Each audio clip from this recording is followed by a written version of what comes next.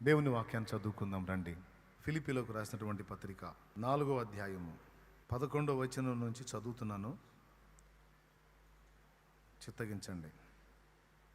నాకు కొదువ కలిగినందున నేను ఇలాగూ చెప్పుటలేదు, నేనే స్థితిలో ఉన్ననో ఆ స్థితిలో సంతృప్తి కలిగి నేర్చుకొని ఉన్నాను. దీన స్థితిలో ఉండనెరుగుదును, సంపన్న స్థితిలో ఉండనెరుగుదును. ప్రతి విషయములోనూ అన్ని కార్యములలోనూ కడుపు నిండి ఉండుటకును, ఆకలిగొని ఉండుటకును, సమృద్ధి కలిగి ఉండుటకును, లేమిలో ఉండుటకును నేర్చుకొని ఉన్నాను. నన్ను బలపరచువాని అందే నేను సమస్తమును చేయగలను. నన్ను బలపరచువాని అందే నేను సమస్తమును చేయగలను. అయినను నా శ్రమలో మీరు పాలు పుచ్చుకొనినది మంచి పని. ఫిలిప్పీయులారా, సువార్తను నేను బోధింపన ఆరంభించి మాసిదోనియాలో నుండి వచ్చినప్పుడు ఇచ్చు విషయములోను పుచ్చుకున్న విషయములోను మీరు తప్ప మరి ఏ సంగపు వారునో నాతో పాలివారు కాలేదని మీకే తెలియను. ఎలయనగా దెస్సలోనికలో కూడా మీరు మాటిమాటికి నా అవసరము తీర్చుటకు సహాయము చేసితిరి. నేను ఈవిని అపేక్షించి ఇలాగూ చెప్పుటలేదు కానీ మీ లెక్కకు విస్తార ఫలము రావలెనని అపేక్షించి చెప్పుచున్నాను. నాకు సమస్తమును సమృద్ధిగా కలిగి ఉన్నది. మీరు పంపిన వస్తువులు ఎఫప్రొదితు వలన పుచ్చుకొని ఏమియు తక్కువ లేకయున్నాను. అవి మనోహరమైన సువాసనయు దేవునికి ప్రీతికరమును ఇష్టమునైన యాగమునై ఉన్నవి. కాగా దేవుడు తన ఐశ్వర్యం చొప్పున క్రీస్తు యేసునందు మహిమలో మీ ప్రతి అవసరమును తీర్చును. మన తండ్రి అయిన దేవునికి యుగ యుగములకు మహిమ కలుగును గాక. ఆమెన్. ప్రభునందు ప్రియులారా, ఫిలిప్పీలకు రాసినటువంటి పత్రిక 4వ అధ్యాయంలో పౌలు మహనీయుడు ఫిలిప్పీలో ఉన్నటువంటి సంఘానికి కొన్ని మాటలు రాస్తా ఉన్నాడు. పైన 4వ అధ్యాయం 4వ వచనంలో ఈయన బాధల్లో ఉండి నేను ప్రభువునందు ఆనందిస్తున్నాను, మీరు కూడా ఎల్లప్పుడూ ప్రభువునందు ఆనందించండి. మరలా చెప్తాను, ఆనందించండి. దేన్ని గురించి కూడా చింతింపకుడి, కానీ మీ ప్రతి సమస్యను ప్రతి విషయాన్ని కృతజ్ఞతాపూర్వకంగా ప్రార్థన విజ్ఞాపనముల చేత కృతజ్ఞతాపూర్వకంగా మీ విన్నపాలు దేవునికి తెలియజేయండి. దేనిని గూర్చి మీరు చింతపడద్దు, దేన్ని గూర్చి కంగారు పడద్దు, కలత చెందొద్దు. సమస్తమునకు సమాధానం ఇవ్వగలిగినటువంటి దేవుడు మనకు తోడై ఉన్నాడు. ఒకప్పుడు మనం ఆయన్ని ఎరగం, ఇప్పుడు మనం ఆయన్ని ఎరిగి ఉన్నాం. మరి విశేషంగా ఆయన చేత ఎరగబడిన స్థితిలో మనం ఉన్నాం. ఆయన మనల్ని ఎరుగున్నాడు, మనం కూడా ఆయన ఎరుగున్నాం కనుక ఇక దేన్ని గూర్చి మనం కలత చెంద నిమిత్తం లేదు. ప్రతి విషయాన్ని ప్రార్థన విజ్ఞాపనలు కృతజ్ఞతాపూర్వకంగా దేవునికి తెలియజేస్తే అప్పుడు సమస్త జ్ఞానమునకు మించిన దేవుని సమాధానం మీ హృదయమునకు తలంపులకు కావలి ఉంటుంది అని మాట్లాడతాడు. ఇదంతా అయిపోయిన తర్వాత ముగింపులో ఫిలిప్పీలు తనకు చేసినటువంటి హెల్ప్ గురించి పౌలు మహనీయుడు ఎత్తి మాట్లాడాడు. ఒకసారి కాదు, ఫిలిప్పీయులారా, మాటి మాటికి మీరు నన్ను ఆదుకుంటూ వచ్చారు, నా అక్కరలో నా అవసరంలో నాకు సపోర్ట్ చేస్తూ వచ్చారు అని పైన అంటాడు. నేను ఏ స్థితిలో ఉన్నా సంతృప్తి కలిగి ఉండటం నేర్చుకున్నా. పచ్చడి ఉన్నప్పుడు దాన్ని బట్టి తృప్తి చెందా, బిర్యానీ దొరికినప్పుడు దాన్ని బట్టి తృప్తి చెందా. పచ్చడి ఉన్నప్పుడు పచ్చడి అనుకోలేదు, బిర్యానీ వచ్చినప్పుడు ఆహా బిర్యానీ అని ఆనందపడలేదు. ఏ స్థితిలో ఉన్నా ఆ స్థితిలో పచ్చడి ఉందా, ఈ పచ్చడిని బట్టి దేవునికి స్తోత్రం. ఇది కూడా లేక అలమటిస్తున్న వారు చాలామంది ఉన్నారు. నాకు దేవుడు ఈ పచ్చడన్నా ఇచ్చాడు, ఆయనకు స్తోత్రం అనుకున్నా. బిర్యానీ పెట్టినప్పుడు కూడా అంతే సంతోషించా. సమృద్ధి కలిగి ఉండ నేర్చుకున్నాను, పేదరికంలో ఉండటం కూడా నేర్చుకున్నాను. ఒకదానికి పొంగిపోయింది లేదు, మరో దానికి కృంగిపోయింది లేదు. ఏ అప్పు ఏ బాధ లేని స్థితిలో ఆనందంగా ఉన్నాను. పుట్టాడు అప్పుల్లో ఉన్నా కూడా ఆనందంగానే ఉన్నాను. ఏ స్థితిలో ఉన్నా ఆ స్థితిలో నేను సంతృప్తి కలిగి ఉండడానికి అలవాటు పడ్డాను. ఎందుకంటే ఏ స్థితిలో నేనున్న ఆ స్థితిని నాకు అనుమతించింది నా దేవుడు. సంతోషకరమైన స్థితిలో నేనుంటే అది నాకు ఇచ్చింది ఆయనే. ఒకవేళ ఇబ్బంది కొలిమిలో నేనుంటే దాన్ని అనుమతించింది కూడా ఆయనే. ఒకవేళ ఇబ్బంది కొలిమిలో నేనుంటే అందులో నుండి నన్ను దాటించేవాడు కూడా ఆయనే. ఏదేమైనా నన్ను బలపరిచే నా దేవుని యందే నేను సమస్తము చేయగలను.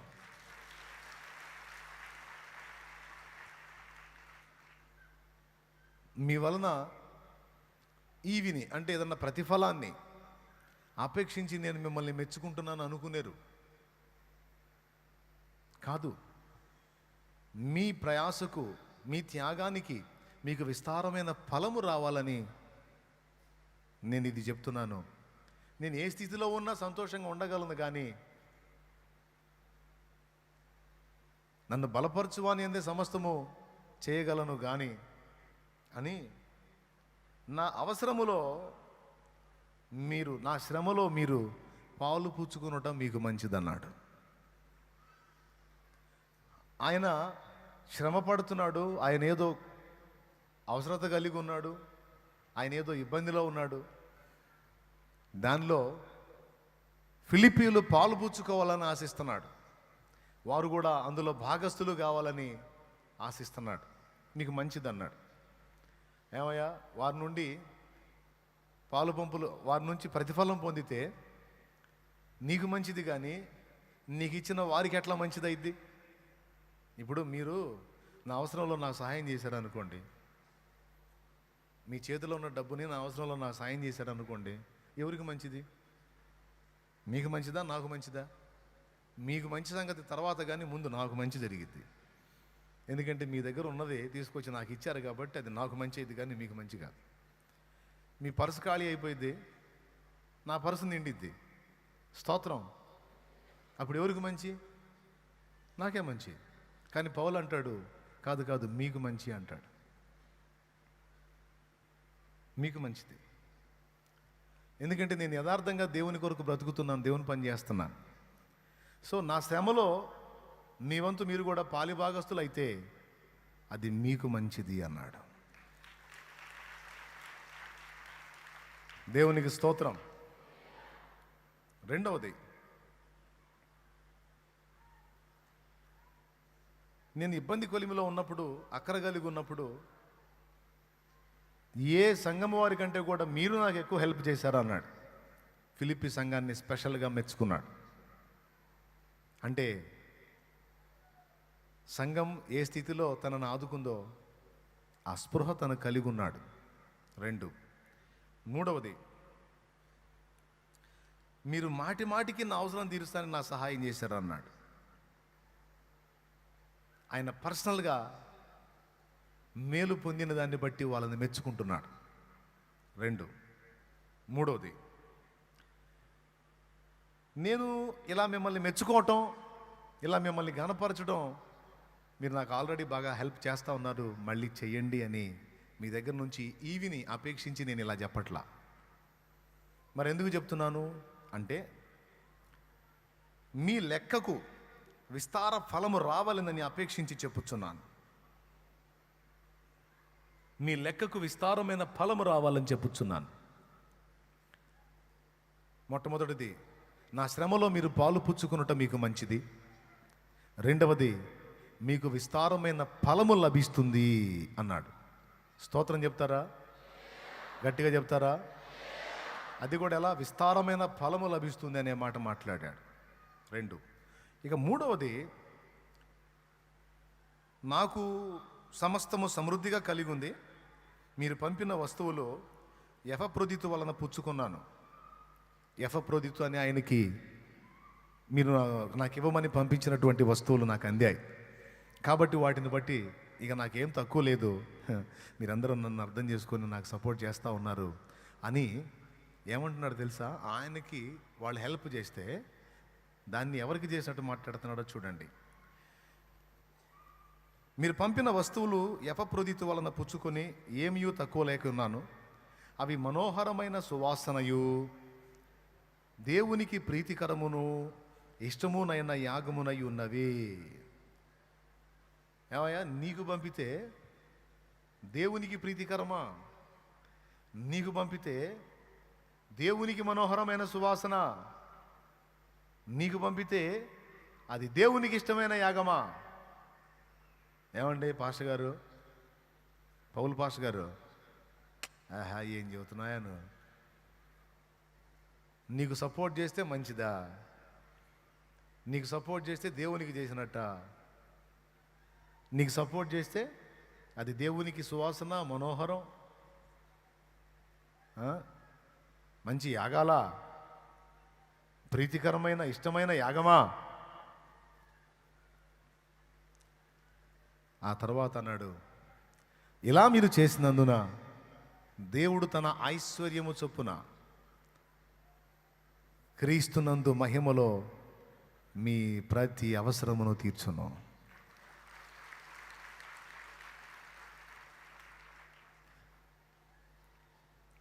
నానా రకాల అవసరాల్లో, అక్కర్లో, ఇబ్బందుల్లో, ఆర్థికపరమైన ఒత్తిళ్లలో నేనున్నాను అన్నోళ్ళు చేతులు ఎత్తండి అని నేనంటే, ఎత్తమనలేదు, వెంటనే తమ్ముడు టపిమని ఎత్తేసాడు. ఎందుకంటే చాలా ప్రాబ్లంలో ఉన్నట్టున్నాడు.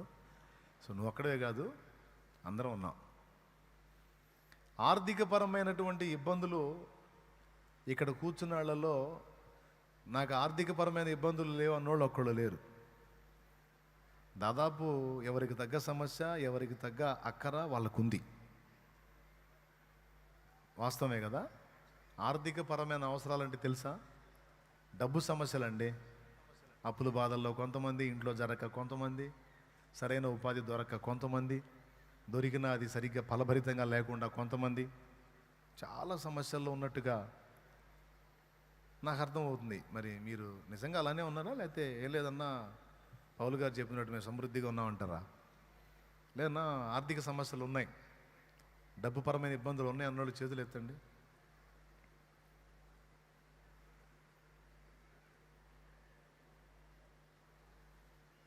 దాదాపు అది అందరు చేతులు ఎత్తారు.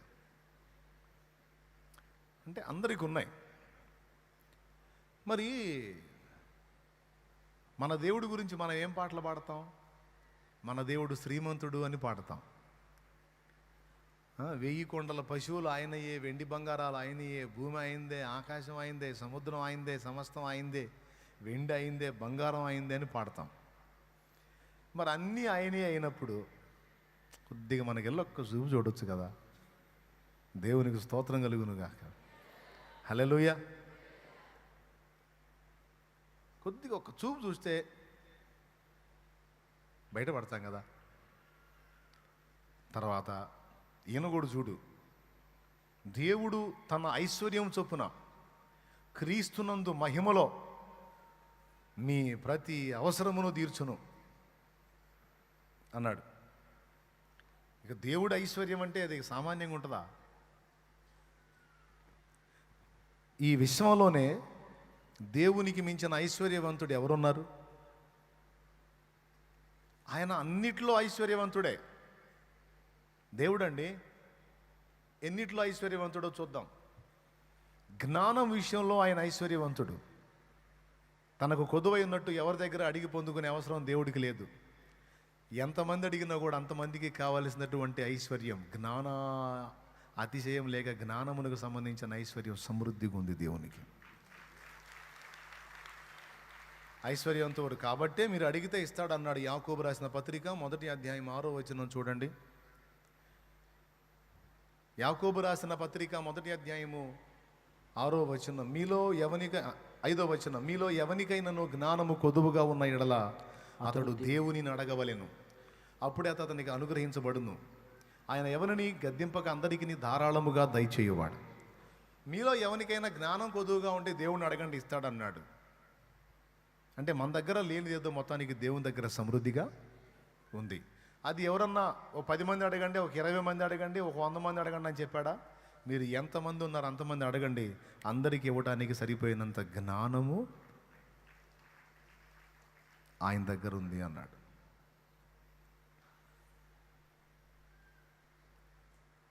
నీకు తెలుసా జ్ఞానం ఒక సంపద అని?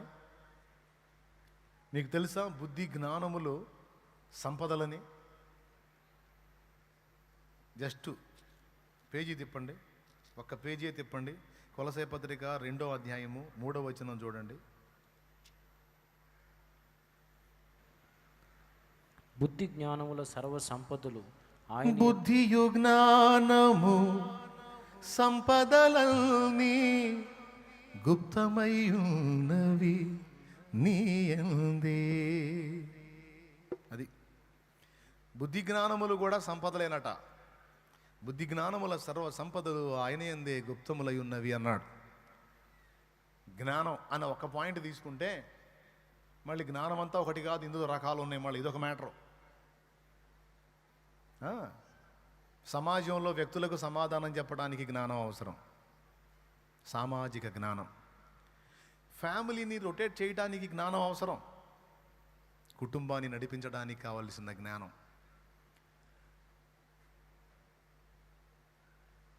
పురుషులారా,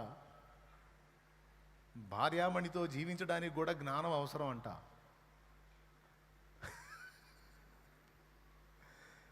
నేను చెప్పానా? పేతురు చెప్పాడు. పేతురు రాసిన మొదటి పత్రిక 3వ అధ్యాయంలో జీవమును కృపావరములో 7వ వచనం నుంచి, జీవమును కృపావరములో మీ భార్యలను మీతో పాలివారై ఉన్నారని ఎరిగి ఎక్కువ బలహీనమైన ఘటమని భార్యను సన్మానించి మీ ప్రార్థనలకు అభ్యంతరము కలగకుండానట్లు జ్ఞానము చొప్పున ఏమాత్రం బ్యాలెన్స్ మిస్ అయితే ప్రార్థన జడగొడతారంట. దేవునికి స్తోత్రం. ఏమాత్రం బ్యాలెన్స్ మిస్ అయితే ప్రార్థన. నేను చెప్పలే, మళ్ళీ నాకెళ్ళి చూడవాకండి. మీరు బైబిల్కి వెళ్ళి చూడండి, పేతురికి వెళ్ళి చూడండి. మీ ప్రార్థనలకు అభ్యంతరము కలగకుండానట్లు జ్ఞానము చొప్పున వారితో కాపురము చేయండి అన్నాడు. సో ఒక భర్త భార్యతో జీవించడానికి జ్ఞానం అవసరం, భార్య భర్తను సంతోషపెట్టినట్లు జ్ఞానం అవసరం, పిల్లల్ని క్రమంగా పెంచడానికి జ్ఞానం అవసరం, పిల్లలు కూడా తల్లిదండ్రులు అందరి ప్రేమానురాగాలు కలిగి ఉండడానికి జ్ఞానం అవసరం. సో సమాజంలో వ్యవహరించడానికి, సమాజంలో ప్రవర్తించడానికి జ్ఞానం, ఫ్యామిలీలో క్రమంగా ఉండడానికి జ్ఞానం, దేవునితో నడవటానికి జ్ఞానం, సైతానుగాన్ని ఎదిరించడానికి కావలసిన జ్ఞానం.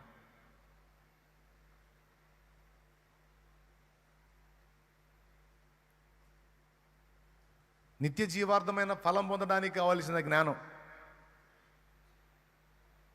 ఇతరులకు బోధించడానికి కావలసిన దైవిక జ్ఞానం. మరి జ్ఞానం ఒకటేనా? ఇవన్నీ పక్కన పెడితే డబ్బు సంపాదించడానికి కావాల్సిన జ్ఞానం. మరి బతకాలి కదా, బతకాలంటే పనితనం ఉండాలి కదా. పనితనం ఉండి ఉపయోగిస్తే పైసలు వస్తాయి. ఆ పనితనపు జ్ఞానం. ఓయమ్మ, జ్ఞానం ఒక్కటి దానిలోనే ఎన్ని విధాలు ఉన్నాయో చూడండి. జ్ఞానంలో నేను చెప్పే మాటలు వినపడుతున్నాయా? ఎంతమందికి వినపడుతుంది? కాస్త చేతులు ఎత్తి సంతోషపడతాను. చేతులు ఎత్తితే థ్యాంక్ యూ అండి, వందనాలండి. బాగా వినండి. ఇన్ని విధాల జ్ఞానం ఉంది. బుద్ధి జ్ఞానముల సర్వ సంపదలు ఆయన యందు గుప్తమై ఉన్నాయి. దేవుడు ఐశ్వర్యవంతుడు. ఎందులో ఐశ్వర్యవంతుడు? జ్ఞానములో ఐశ్వర్యవంతుడు. బుద్ధి జ్ఞానముల సర్వ సంపదలు తన యందు కలిగి ఉన్నవాడు. ఇంకా ఎందులో ఐశ్వర్యవంతుడు? కృప చూపుటలో ఐశ్వర్యవంతుడు. ఏమండి, ఒక మనిషి మన ఎడల ఒకసారి తప్పు చేస్తే కృప చూపుతాం, పోనీలే అనుకుంటాం. 2 సార్లు తప్పు చేస్తే కృప చూపుతాం, పోనీలే అనుకుంటాం. 3ఓసారి తప్పు చేస్తే కొద్దిగా ఆవేశం వచ్చింది, పోనీలే అనుకుంటాం. 4, 5, 6 మహా ఓపికంటే 10, 11ఓసారికి బ్లాస్ట్ అవుతావు. ఇంకొదిలిపెట్టను, ఇంకొదిలిపెట్టేది లేదంటావు. కానీ మనల్ని చూసావా? పుట్టింది మొదలుకొని ఇప్పటిదాకా కొంతమందికి 25 ఏళ్ళు, కొంతమందికి 20 ఏళ్ళు, కొంతమందికి 60 ఏళ్ళు, కొంతమందికి 40, 45, 50, కొంతమందికి 70. ఇప్పటికి 70 వచ్చి కూడా ఇంకా సాగించుకుంటూనే ఉన్నారు. దేవుని మీద మహానుభావుడు భరిస్తానే ఉన్నాడు. ఎంత ఐశ్వర్యం అండి, ఎంత కృప ఉందో చూడండి ఆయన దగ్గర. ఆ కృప చూపకపోతే ఎప్పుడో సాగుకొట్టును మనందరినీ. ఒప్పుకుంటారా? మనం చేసే సోది పనులకి, మనం వ్యవహరించే ఆ సోది చేష్టాలకి ఎప్పుడో సాగుకొట్టును మనల్ని. కానీ ఏ రోజుకు ఆ రోజు ఆ కృపను బట్టి వదిలేస్తున్నాడంట. అందుకే క్షేమంగా ఉన్నామంట. దేన్ని బట్టి? కృపను బట్టే క్షేమం. నా క్షేమాధారము నువ్వే ఈ జగతిలో, ఆక్షేపణ చెయ్యను నేను ఏ కొరతలు, కలతలలు నేనున్న కలవరపడనయ్యా, నీ తలపులలో నేనున్న అంతే చాలయ్యా. నా బ్రతుకున ఓటములెన్నో గెలుపయ్యగా, నా చీకటి వెలుగుగా మారే నీ దయేగా, వేదనని వేడుకగా మలచిన యేసయ్యా, వెల్లువల నీ కృపయే దొరికెను చాలయ్యా. ఒక వెల్లు వస్తే అన్ని కొట్టకపోతాయే, అట్లనే ఒక వెల్లులాగా నీ కృప నా మీదకి వచ్చిందయ్యా. ఇంకేం కావాలయ్యా? నువ్వు లేకుండా నేను ఉండలేనయ్యా, నీ తోడు లేకుండా జీవించలేనయ్యా, అండాదండ నువ్వే యేసయ్యా, నా కొండ కోట నువ్వే యేసయ్యా, అండాదండ నువ్వే యేసయ్యా, నా కొండ కోట నువ్వే యేసయ్యా. కావాలి కావాలి యేసు నువ్వే కావాలి, రావాలి రావాలి నీ సన్నిధి నాతో రావాలి. దేవునికి మహిమ. కృప దొరికింది చాలు. ఇప్పుడు 70 ఏళ్ళ ఆ వ్యక్తికి కూడా కృప చూపుతానే ఉన్నాడు, లేకపోతే ఎప్పుడో టపా కడతాడు. కృపతోనే బ్రతకనిస్తున్నాడు. కృప వలననే క్షేమం. అందుకే 23వ కీర్తనలో నా బ్రతుకు దినములన్నీయు క్షేమమును మరియు కృప అనలా, నా బ్రతుకు దినములన్నీయు కృపాక్షేమములే నా వెంట వచ్చును అన్నాడు. కృప వలననే క్షేమం, కృప వలననే బలం, కృప వలననే ఆనందం, కృప వలననే రక్షణ, కృప వలననే మనం నీతిమంతులుగా తీర్చబడ్డాం, కృప వలననే మనకు క్షమాపణ, కృప ద్వారానే సమయోచిత సహాయము కొరకు ధైర్యముగా కృపాసనం యొద్దకు చేరుదము అన్నాడు. కృపాసనము. కృపాసనం దగ్గర ఏం దొరుకుతుంది? సమయోచితమైన సహాయం దొరుకుతుందట. చూడండి ఎన్నిటితో కృప ముడిపడి ఉందో, కృపను బట్టి ఎన్ని లభిస్తున్నాయో. కాబట్టి దేవుడు కృప చూపుటలో ఐశ్వర్యవంతుడట. అందుకే అది కూడా ఓ పాటలో పెట్టుకున్నాం.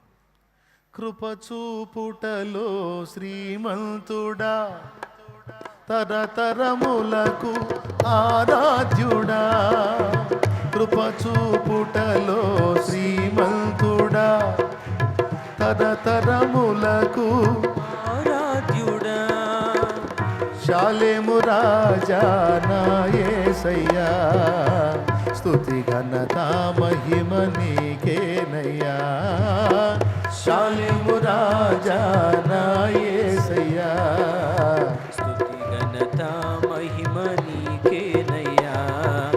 ఆరాధన స్తుతి ఆరాధన, ఆరాధన స్తుతి ఆరాధన. దేవునికి మహిమ. నాకంటే మీరే సూపర్ పాడుతున్నారు. 2 ఫస్ట్ ఎందులో ఐశ్వర్యవంతుడు అన్నాను? ఎందులో దానిలోనా? ఒట్టి జ్ఞానమా? బుద్ధి జ్ఞానములు సర్వ సంపదలు. బుద్ధి జ్ఞానముల రైట్, అందులో ఆయన ఐశ్వర్యవంతుడు. 2 కృప చూపుటలో. 3 మనకి నిత్య మహిమలో నిత్య నివాసాలు ఇవ్వటానికి కూడా ఐశ్వర్యవంతుడంట. యోహాను 14వ అధ్యాయంలో యేసయ్య చెబుతున్నాడు, మీ హృదయములు కలవరపడనీయకండి. యోహాను సువార్త 14వ అధ్యాయం 1వ వచనం నుంచి, మీ మీ హృదయములను కలవరపడనీయకుడి, దేవుని యందు విశ్వాసముంచుచున్నారు, నా యందును విశ్వాసముంచుడి. నా తండ్రి ఇంట అనేక నివాసములు కలవు. లేని ఎడల మీతో చెప్పుదును. అనేక నివాసములు కలవు, అనేక నివాసాలు కలవు. లేకపోతే మీకు చెబుతా, నేను మీకు స్థలము సిద్ధపరచ వెళుతున్నాను. అవునా యేసయ్య? స్థలం రెడీ చేసి మళ్ళీ వస్తావా? వస్తాను, చూడు. నేను వెళ్ళి మీకు స్థలము సిద్ధపరచని ఎడల నేనుండు స్థలములో మీరును ఉండులాగున మరలా వచ్చి నా యొద్ద నుండుటకు మిమ్మల్ని తీసుకొని పోవుతును. అబ్బా అబ్బా అబ్బా, ఏమి నిరీక్షణ! నేను మిమ్మల్ని అనాథలుగా విడవను. నేను తిరిగి వచ్చేంత వరకు నా పరిశుద్ధాత్మను మీకు సహాయంగా ఏర్పాటు చేస్తున్నాను. తప్పకుండా నేను తిరిగి వచ్చి ఎల్లప్పుడూ మీరు నాతో ఉండడానికి నా యొద్దకు మిమ్మల్ని తీసుకొని పోతాను. నేను వచ్చి నేనుండే స్థలమునకు మిమ్మల్ని తీసుకొని పోతాను, వస్తాను, తీసుకెళ్తాను. నా తండ్రి ఇంట అనేక నివాసాలు ఉన్నాయి. అబ్బాబ్బాబ్బా, ఆ మహిమ నివాసాలు ఎట్లుంటాయో, ఆ మహిమ ప్రపంచం ఎలా ఉంటుందో, ఆ మహిమ రాజ్యం ఎలా ఉంటుందో, ఈ భూలోకంలోనే కొన్ని వైభవాలు చూస్తే మనకు మైండ్ పోతుంటుంది. ఈ మట్టి లోకంలోనే ఇంత మహిమ ఉంటే అచ్చంగా మహిమలోకం అది ఎలా ఉంటుందో ఏమో చూడాలని మిగులు ఆశగా ఉంది. ఆశ తీర్చుకోవటానికి పోతే మరి సేవో. సో నేను ఉండుట మీకు ప్రయోజనకరం గనుక ప్రభువుకి ఇష్టమైతే నేను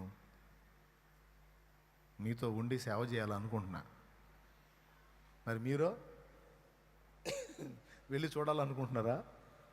మీరు కూడా పోవద్దు ఇప్పుడే, ఉండి మీరు కూడా దేవుని పని చేయండి.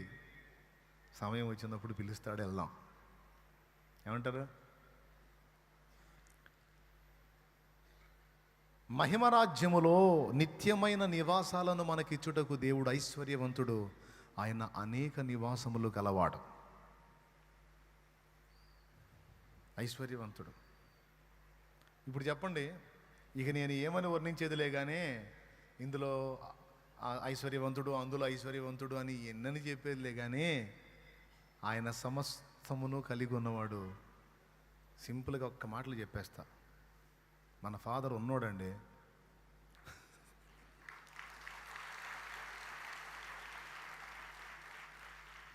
ఏంటిది? నేనేమన్నాను చెప్పండి మీరు? మన ఫాదరు ఉన్నోడంటే మన మధ్య ఉన్నోడా లేకపోతే సౌండ్ ఉన్నోడా? నాకు తెలిసి మీరు సౌండే అనుకుంటారని. మన ఫాదర్ ఉన్నవాడు, ఆదిలో ఉన్నవాడు, అంతమంది ఉండువాడు, అన్ని వేళల్లో అన్ని కాలాల్లో ఉన్నవాడు. అంతేకాదు సమస్తమును నీకు ఇచ్చుటకు ఆయన సమృద్ధిగా ఉన్నవాడు. నువ్వు ఏది కొదవై ఉండి అడిగినా దాన్ని నీకు ఇచ్చి ఆ కొరతను తీర్చడానికి ఆయన ఐశ్వర్యవంతుడు. పౌలు అంటాడు, దేవుడు తన ఐశ్వర్యము చొప్పున క్రీస్తునందు మహిమలో నీ ప్రతి అవసరము తీర్చును. ఎంత నిశ్చయత! తప్పకుండా తీరుస్తాడు అంటాడు. నువ్వు చింతపడాల్సిన అవసరం లేదు అంటాడు. చెబితే బాగానే ఉంది కానీ బ్రదరు, మన ఫాదర్ సౌండే, మనమే ఫుడ్కి లాటరీ కొడుతున్నాం. మన ఫాదర్ ఉన్నోడే, కాకపోతే మనమే బోల్డెన్ అప్పుల్లో ఉన్నాం. అయ్యేటప్పుడు ఎట్లా అయినాయో అర్థం కాలేదు, మొత్తానికి అయినాయి. తీర్చాలంటే కూడా అర్థం కావట్లా. ఈ అప్పు ఏందో చూసారా? అయ్యేటప్పుడు అర్థం కాదు, తీర్చేటప్పుడు కూడా అర్థం కాదు. నిజమండి. అప్పులైన వాళ్ళందరినీ అడగండి, చాలామంది వాళ్ళని అడిగేది ఏంటంటే, అసలు అంత పెట్ట చేసావురా అంటారు. అసలు మనిషివేనా నువ్వు? అంత పెట్టలు చేసావు? అయినా అది నాకు అర్థం కాదు, నీకెవడు ఇచ్చాడు అంటాడు. అప్పు అయింది. అప్పుడు మనం చెప్పే సమాధానం కూడా ఏం తెలుసా? ఎట్లయిందో నాకు అర్థం కావట్లా అంటాడు. అవునా కాదా? మొత్తానికి అయిపోయింది. ఎందుకు అయిందంటే ఏం చెప్పేది అయ్యింది. ఎట్లా అయిందంటే నాకు అర్థమై సావట్లా. అర్థం కాకనే అప్పు అయ్యేది. సింపుల్గా చెబుతా ఎలా ఇద్దాం, అప్పుడు డబల్ ఎట్లా ఇద్దో చెబుతా. ఏదో అవసరానికి ₹2 వడ్డీకి, ధర్మ వడ్డీ ₹2 కదా, ఇప్పుడు ₹3 అయిందా? ధర్మ వడ్డీ ₹2, ఇప్పుడు ₹6. దేవునికి స్తోత్రం. కొంతమంది ₹100 కూడా తీసుకుంటున్నారులే ధర్మ వడ్డీ అని. అయితే ₹3 తీసుకుందామండి. ఒక అప్పు చేశారు, ₹1,00,000. లక్షేగా, లక్షే. చిన్నగా ఎట్లందో రొటేట్ చేద్దాం, రూపాయి మిగిలించి అప్పు కడదాం, చీటీ పాటేద్దాం, పాట పాడుకుందాం, తీసుకొచ్చి అప్పు కట్టేద్దాం. కొద్ది గొప్ప తరుగు ఉంటుంది. ₹1,00,000 పాటేసాం, లేకపోతే 2 లక్షలు పాటేద్దాం, 1,00,000 చిల్లర వచ్చింది, 1,00,000 అప్పు కట్టేద్దాం, మిగిలింది ఖర్చుకు వాడుకుందాం, క్రమక్రమంగా తీరుద్దాం. ఒకసారి కట్టేది కదా, నెలకోసారి కట్టేది కదా, రైట్. అటు చీటీ పాటను ఆధారం చేసుకొని 1,00,000 అప్పు చేస్తాడు, పాడతాడు. ఇప్పుడు నెల నెలా కట్టాలి కదా. అప్పు తీసుకొచ్చాడు, ఖర్చు పెట్టాడు, అప్పు కట్టాడు. కట్టిన తర్వాత ఇక నెల నెల చీటీ పాటకు డబ్బులు కట్టాలా, అవి ఉండవు. ఇక నెల నెల తడవకు ఒకటి దగ్గర అప్పు అడుగుతుంటాడు. స్తోత్రం. ఎందుకు? 2 లక్షలు పాటేస్తే నెలకి ఎంత కట్టాలా? అనుభవజ్ఞులు చెప్పండి. 2 లక్షలు పాటేస్తే నెలకి ఎంత కట్టాలి? 2,000. ₹1,00,000 పాటకి నెలకి 10,000 వేసుకోండి, అంతేనా? మీకు దండం పెడతా, చెప్పండి, టైం అయిపోతుంది. అనుభవాలు ఉన్నాయిగా, చెప్పరేమి? మీరన్నా చెప్పండి తల్లి, బంగారు తల్లులు. 5,000, ₹1,00,000 పాటకి 5,000. నెలలు ఎక్కువ పెట్టుకుంటే 10 నెలల పాట అయితే, 10 నెలలు అయితే, లేకపోతే సంవత్సరంలో పాట అయితే అప్పుడు ఎంత కట్టాలా? 10 నెలల పాట అయితే. ఇక్కడ అనుభవాలు, ఓహోహో, మీకు లేవు, ఏడ ఉన్నాయి, మునిగి తేలి దండాలు పెట్టి బయటపడ్డాం. స్తోత్రం. ₹1,00,000 చీటీ పాట, 10 నెలల పాట. ఇప్పుడు నెలకి ఎంత పడిద్ది? లాభం పోను ఆ 9,000, 9,500, 8,000 అట్లా పడిద్ది. మినిమం 10,000 వేసుకోవాలా 10 నెలలకి. 10 10 లక్ష, అది కట్టుబడి. అదే 20 నెలల పాట అనుకో 5,000. ఇప్పుడు ఎన్ని 2 లక్షల పాట వేసాడు. 10 నెలల పాట 2 లక్షలు, ఇప్పుడు నెలకి ఎంత? లాభం పోయిందనుకో కనీసం 18,000 కట్టాలా. పాట పాడాడు, ఆ 1,60,000 ఏమో పోయింది, వచ్చి 40,000 పోయి 1,60,000 వచ్చింది. అప్పుకి 1,00,000 కట్టాడు. ఆ 60,000 ఆ పని ఈ పని అదని ఇదని ఖర్చు పెట్టేశాడు. డబ్బులు ఉన్న కానీ జాగ్రత్తగా భరోసా తీరుద్దాంలే, ఏమన్నా చీటీ పాట నెలకు కట్టేద్దాం అన్నాడు. 60,000 కాజేశాడు. ఈ 1,00,000 అప్పు కట్టాడు, అప్పు లేదు, చీటీ పాట ఉంది. చీటీ పాట అప్పులా అసలు కనపడదు, కానీ అప్పు తండ్రి లాంటిది చీటీ పాట. స్తోత్రం. అంటే అనుభవం చెబుతున్నాలేండి. ఇప్పుడు వాక్యంలో మనకు అది ఎందుకు అనవాకండి, ఎట్లా దిగుతారో ఉచ్చుల్లోకి చెబుతున్నాను నేను. ఇప్పుడు నెల నెల ఎంత కట్టాలా? కనీసం 17 ఏళ్ళు 16 ఏళ్ళు కట్టాలా. ఈయన సంపాదించేది ఇల్లు గడవటమే కష్టం. కాబట్టి ఇప్పుడు ఏం చేస్తాడు? అంతకుముందు ధర్మ వడ్డీ ₹2 వడ్డీకి తెచ్చుకున్నాడు 1,00,000, ఇప్పుడు చీటీ పాటేసి కట్టాడు కదా. ఏమే? ఆ తర్వాత వినండి, బాగా వినండి. నెలకు ఒకటి దగ్గర అప్పు చేస్తుంటాడు. ఇతని అవసరాన్ని బట్టి వాళ్ళు ₹5 వడ్డీ, ₹6 వడ్డీ, ₹10 వడ్డీకి ఇష్టమైతే తీసుకో, లేకపోతే లేదంటాడు. ఇతను ఏం చూసుకుంటాడు? 18,000, రూపాయల వడ్డీ అయితేనే ఎంత వడ్డీ? 18,000కి 100కి 10 రూపాయల కాడికి ఎంత? 18,000కి 100కి 10 రూపాయలు 1000కి 100, 18,000కి 1800. 1800 కట్టేద్దాం అంటాడు. అప్పటికి 3 నెలలకు అప్పు చేశాడు ఆల్రెడీ. ఒకటి దగ్గర 5 రూపాయలకి, ఒకటి దగ్గర 6 రూపాయలకి, ఒకటి దగ్గర ఏమో 10 రూపాయలకి. ఇక నెల ఇక చూడండి, ఇక దిగాడు రంగంలోకి. కనీసం ఈ 10 నెలల చీటీపాట అయ్యేసరికి కనీసం ఒక 5-6 దగ్గర అప్పు చేశాడు. ఫస్ట్ అప్పు ఎక్కడుంది? ఒకటి దగ్గరే ఉంది, ధర్మ వడ్డీ 2 రూపాయలు. ఇప్పుడు దాని నుంచి బయటపడటానికి చీటీ పాట వేసి పాడాడు. ఆ నెల ఒక నెల అంది, ఒక నెల అందక అక్కడ డబ్బులు కట్టడానికి 5 దగ్గర అప్పు చేశాడు. ధర్మ వడ్డీ 10 రూపాయలు అనుకోండి. అంతకుముందు అడిగేవాడు ఒక్కడే, ఇప్పుడు అడిగేవాళ్ళు 5 అయ్యారు. అంతటితో ఆగుతాడా? మీరు ఆగండి చెబుతా. ఇక ఈ 5లో తడొకడు అడుగుతుంటాడు. అడిగిన వాడికల్లా ఇంకొకటి దగ్గర తీసుకొచ్చి అడ్డం పెడుతుంటాడు.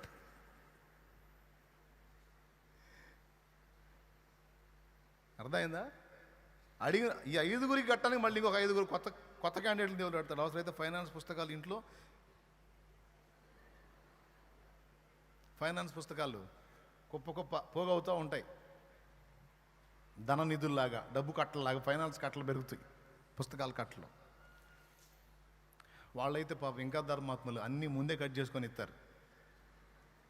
ఈ రకంగా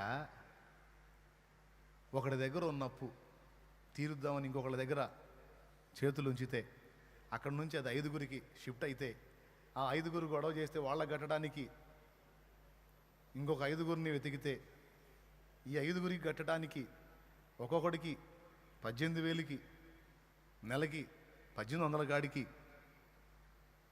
4 నెలలకి వేసుకున్న 4,000, 432,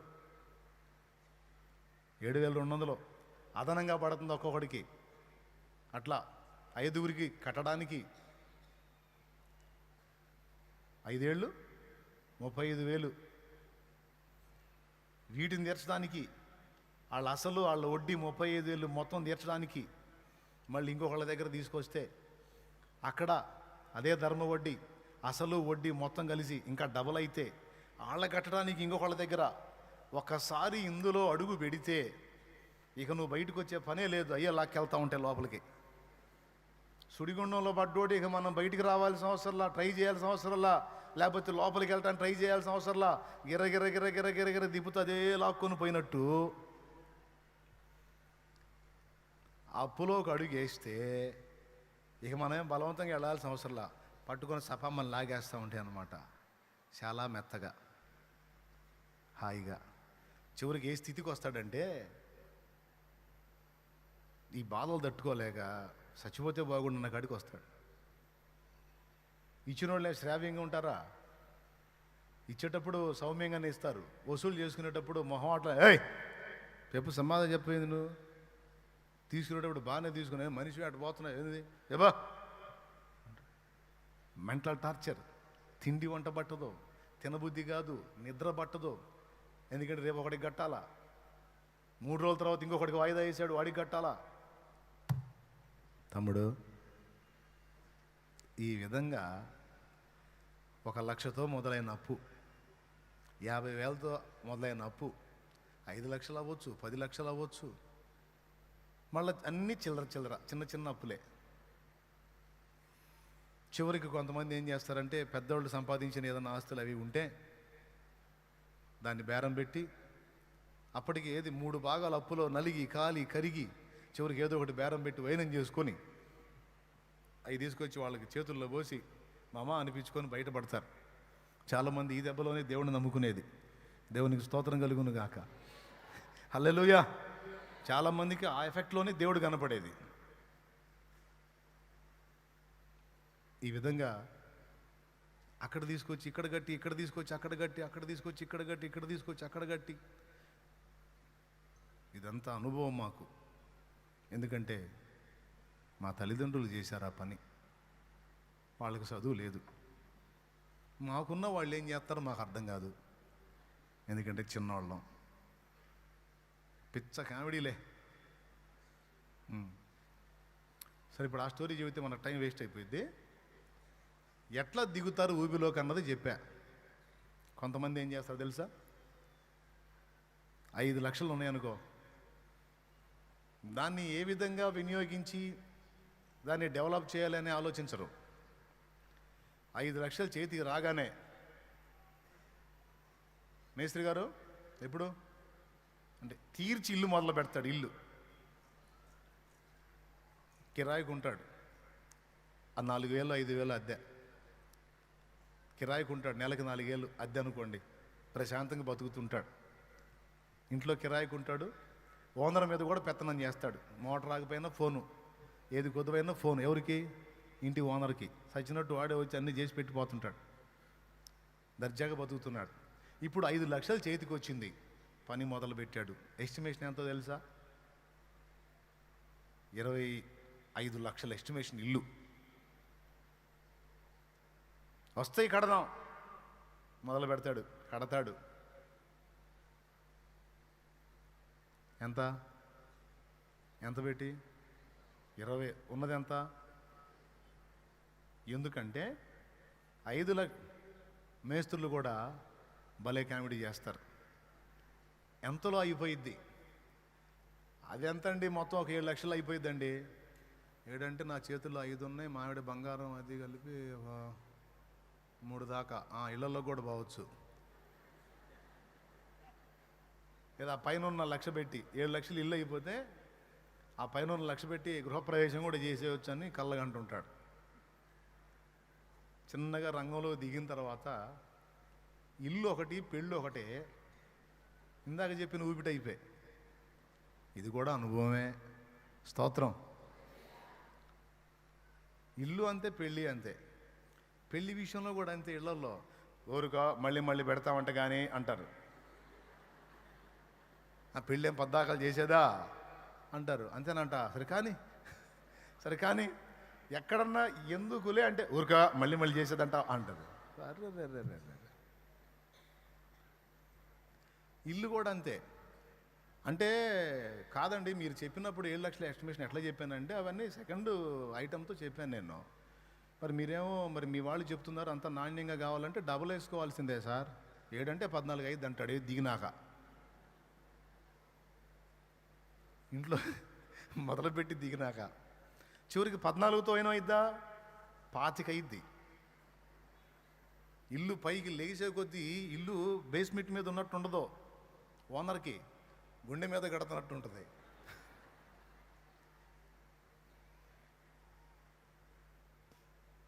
మీలో ఈ అనుభవాలు పొందిన వాళ్ళు ఎవరు నుండి చేతులు ఎత్తండి. ఒక్కరు మీ ఫేసులు చూడాలని ఉంది నాకు. అయ్యా ఇట్టనే బుక్ అయ్యారు యాజ్ రీజ్గా. మరి ఏందనుకున్నా? దేవునికి స్తోత్రం. మీరు అందరూ గట్టిగా చెప్పండి అండి. ఎటుపోయారు మీరు? చెప్పండి, ఇంకోసారి చెప్పండి. ఓకేనా? అది ఆ విధంగా ఇల్లు ఒకటి, పెళ్ళి ఒకటి, అప్పులు ఒకటి అంతే చేస్తాయి. ఇప్పుడు ఎంత అయిందండి? 25. సరే, సప్పో తీసుకొచ్చి పెట్టాడు. పెద్ద ఇల్లు కట్టాడు. అంతకుముందు 2 గదులు, ఒక కిచెను, చక్కగా భార్య, 2 పిల్లలు, భర్త, 4 హ్యాపీ లైఫ్. 4,000 కిరాయి పడేసేవాడు, దర్జాగా రాజులాగా బతికేవాడు. ఇప్పుడు ఉన్నాయి ఆమె బంగారం, ఈ ఉద్యోగానికి సంబంధించి లోను అన్నీ పెట్టి నెత్తిన బరువు వేసుకొని తీర్చి 25 లక్షలు కట్టాడు. ఒక కుప్ప అయితే మిగిల్చుకున్నాడు. ఏంటిది? అప్పు. పక్కాళ్ళు పెళ్ళికి పోతా గోల్డ్ పెట్టుకున్నప్పుడల్లా ఏం బంగారం తాకట్లో ఉంటుంది కదా, ఎక్కడెక్కడో లాంతున్న సొమ్ములు పెట్టుకొని పోతుంటే మా కర్మ ఏందో, మా దరిద్రం ఏందో అంటుంటుంది. మళ్ళీ ఇల్లు సింపుల్గా కడదామంటేనే ఏమేమి శోధించిద్ది. కట్టే ఇల్లు మళ్ళా కడతామా ఏంది, గట్టిగా కట్టాలా అంటుంది.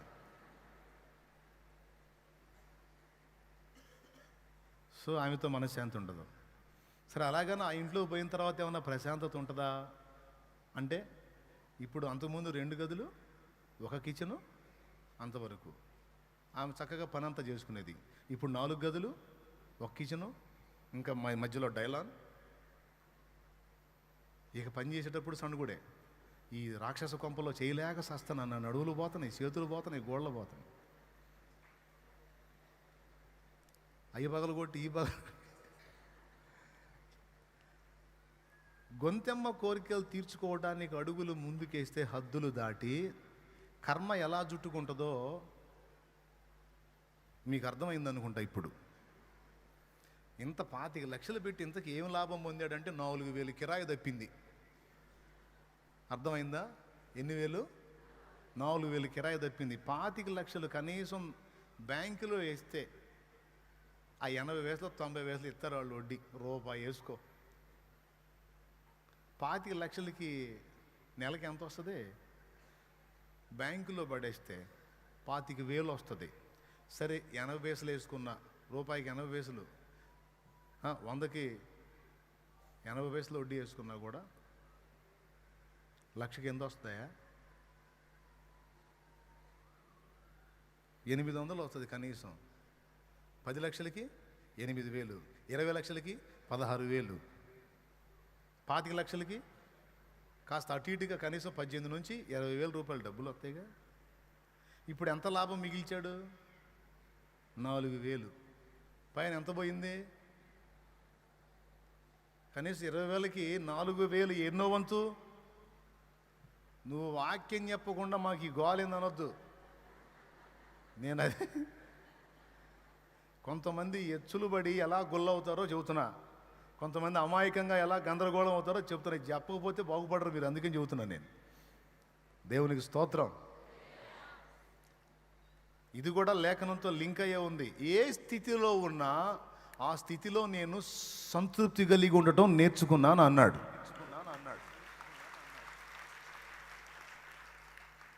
అర్థమైందా? పేదరికాన్ని దేవుడు నాకు ప్రాప్తింపజేస్తే అందులోనే తృప్తి కలిగి ఉండాలనుకున్నా. సమృద్ధిని నాకు ఇస్తే అందులో తృప్తి కలిగి ఉండాలనుకున్నా.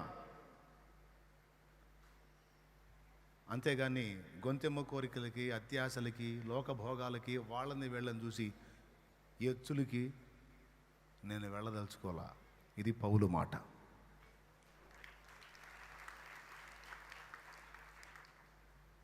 మన మనశ్శాంతి ఎప్పుడు పాడైద్దంటే ఇతరులతో పోల్చుకున్నప్పుడు పాడైద్ది. ఇతరులతో పోల్చుకున్నప్పుడు పాడైద్ది. అసలు వాళ్ళిద్దరు భార్యాభర్తలు భలే బాగుంటారు కదా. అసలు ఆయన బాగుంటాడు, ఆమె బాగుంటుంది అని ఒక ఆమె ఇంకొక ఆమెతో అంటది, ఒక ఆమె ఇంకొక ఆమెతో అంటది. ఆయన బాగుంటాడు, ఆమె బాగుంటుంది, ఆమెకు తగ్గోడు ఆయన. పాపం ఈమె భర్త కొంచెం నల్లగుంటాడు, ఈమె భర్త కొంచెం నల్లగుంటాడు. ఈ మధ్యలో వచ్చిన అగ్గిపుల్ల ఎవరు? ఈ మధ్యలో ఎంటరైన అగ్గిపుల్ల వాళ్ళిద్దరిని చూపించి అసలు ఆమెకు తగ్గు, ఆమె మించినోడు ఆయన అంటే అర్థం ఏంటంటే, వెర్రిమోహన్ దానా, అస్సలు నీ భర్త నీకు అస్సలు సెట్టుగాడు, అసలు నీ అందం వేరు, ఆయనేమో కాగి నలుపు, అబ్బే మీ భార్యాభర్తలు కరెక్ట్ జోడీ కాదు అని.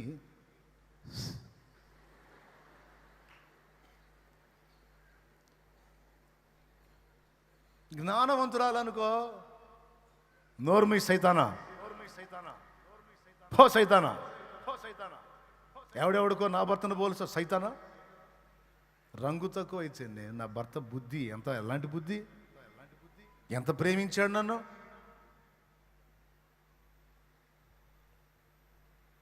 సౌందర్యం కాదు, అంతరంగ సౌందర్యం గొప్పది. అయినా నా భర్త స్థానంలో ఎవరిని నేను ఊహించను. నా దేవుడు నాకు ఇచ్చిన భర్త, నన్ను ప్రేమించి ప్రాణప్రదంగా చూసుకునే భర్త, నా క్షేమం కోసం ఆసక్తి కలిగిన నా భర్త, నలుపు కానీ తెలుపు కానీ నాకు దేవుడిచ్చిన భర్త. ఒకడితో పోల్చుకోవాల్సిన అవసరం నాకేంటి? ఒకళ్ళ మీద ఆలోచించాల్సిన అవసరం నాకేంటి? సైతానా పో అంటే బాగుండు. కానీ ఇలా అనేవాళ్ళు ఎంతమంది ఉన్నారు? ఈ అగ్గిపుల్ల అనగానే వాళ్ళిద్దరు పర్ఫెక్ట్ జోడి, మీ ఇద్దరు కాదని చెప్పకనే చెప్పినప్పుడు ఏమంటుంది? ఏం చేద్దాం, మా వాళ్ళు నన్ను ఎత్తి నిప్పులు బయసారంటుంది.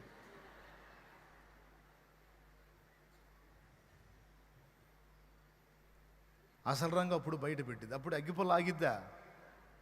ఇప్పుడైనా కూల్చుకోవాలనుకుంటే కాపురం నిలువున కూల్చుకోవచ్చు, ఇబ్బంది ఏం లేదు. కలిగి దేవుడిచ్చిన దానిలో తృప్తి చెంది, కలిగిన దాన్ని బట్టి దేవా నీకు స్తోత్రం. ఒకవేళ నీకు ఒక సలహా చెబుతా, పోల్చుకోవాలి అని మీరు అనుకుంటే ఏం చేద్దాం? దరిద్ర బుద్ధి ఆగదు. ఎంత కంట్రోల్ చేద్దాం నేను చెప్పినా వాళ్ళతో వీళ్ళతో పోల్చుకోకుండా మనసు ఆగదు. అదొక బుద్ధి. ఏం చేద్దాం? ఒకవేళ పోల్చుకోవాలనుకుంటే నీకంటే ఉన్నతంగా ఉన్న వాళ్ళతో పోల్చుకొని మనశ్శాంతి పాడు చేసుకునే కన్నా, నీకంటే ఇంకా దయనీయ స్థితిలో ఉన్న వాళ్ళతో నువ్వు పోల్చుకున్నప్పుడు నువ్వు దేవుణ్ణి స్తుతించగలవు కదా. చీనా బతుకు పాడుగాను, ఏందో నా బతుకు కాళ్ళకి చెప్పులు కూడా లేకుండా, ఏందో ప్రార్థనకు వస్తున్నా ప్రార్థన చేస్తున్నా కానీ ఏందో ఏమో నా జీవితం కాళ్ళకి చెప్పులు కూడా లేకుండా ఎప్పుడు పోయిదో ఇద్దరిద్దరం అనుకుంటా మందిరంలోకి పోయాడు. ఎండాకాలం కాళ్ళు కాలుతున్నప్పుడు ఒక ఆయన మందిరంలో పోయి ప్రార్థన చేస్తున్నాడు, స్తోత్రం స్తోత్రం అని. పక్కన ఇంకొకడు వచ్చి చేస్తున్నాడు. ఈయన స్తోత్రం స్తోత్రం అంటే ఆయన హల్లెలూయా హల్లెలూయా హల్లెలూయా. ఎవరా ప్రార్థన కూడా ప్రశాంతం చేసుకుని ఎవరు నాయన? దేవా నేనేం పాపం చేశానయ్యా, మరి ఇంత దరిద్రమా? కనీసం కాళ్ళకి చెప్పులు కూడా లేకుండా నా బతుకు అసలు ఏంది నాయన నా జీవితం? హల్లెలూయా హల్లెలూయా హల్లెలూయా యేసయ్యా నీకు స్తోత్రమయ్యా స్తోత్రమయ్యా. సీడెవుడురా నాయన ఉన్నకాడికి అరుతున్నాడు. దేవా నీకు స్తోత్రమయ్యా, నాకు అన్ని ఇస్తున్నావు నాయనా, సాయం చేస్తున్నావు నాయనా, హల్లెలూయా హల్లెలూయా హల్లెలూయా.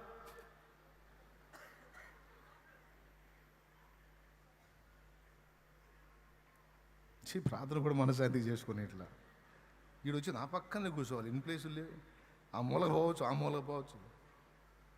తండ్రి మందిరంలో కూడా మనశాంతి లేకుండా చేస్తున్నాను నాయన, నీకు స్తోత్రం ప్రభా. నా కాళ్ళకి చెప్పులు లేవు, ఆర్థిక దరిద్రం నెంబర్ 1లో ఉన్నా, అసలు నన్ను ఎందుకు చేస్తున్నావో ఏమో. పక్కన హల్లెలూయా హల్లెలూయా. ఇంతలా అరుస్తున్నాడు, ఇంత స్తుతిస్తున్నాడు, ఇంత కన్నీరుగా అరుస్తున్నాడు. ఎవరో కళ్ళు తెరిస్తే ఆ పక్కన ఉన్నోడికి రెండు కాళ్ళు అవిటి కాళ్ళు, రెండు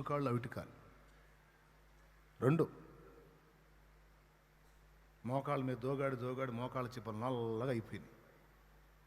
ఒకసారి స్థాణువు అయిపోయాడు ఇతను చూసి. ఎందుకంటే నాకు చెప్పులు లేవని ఎడుతున్నాడు ఇతను మోకాళ్ళు వేసి.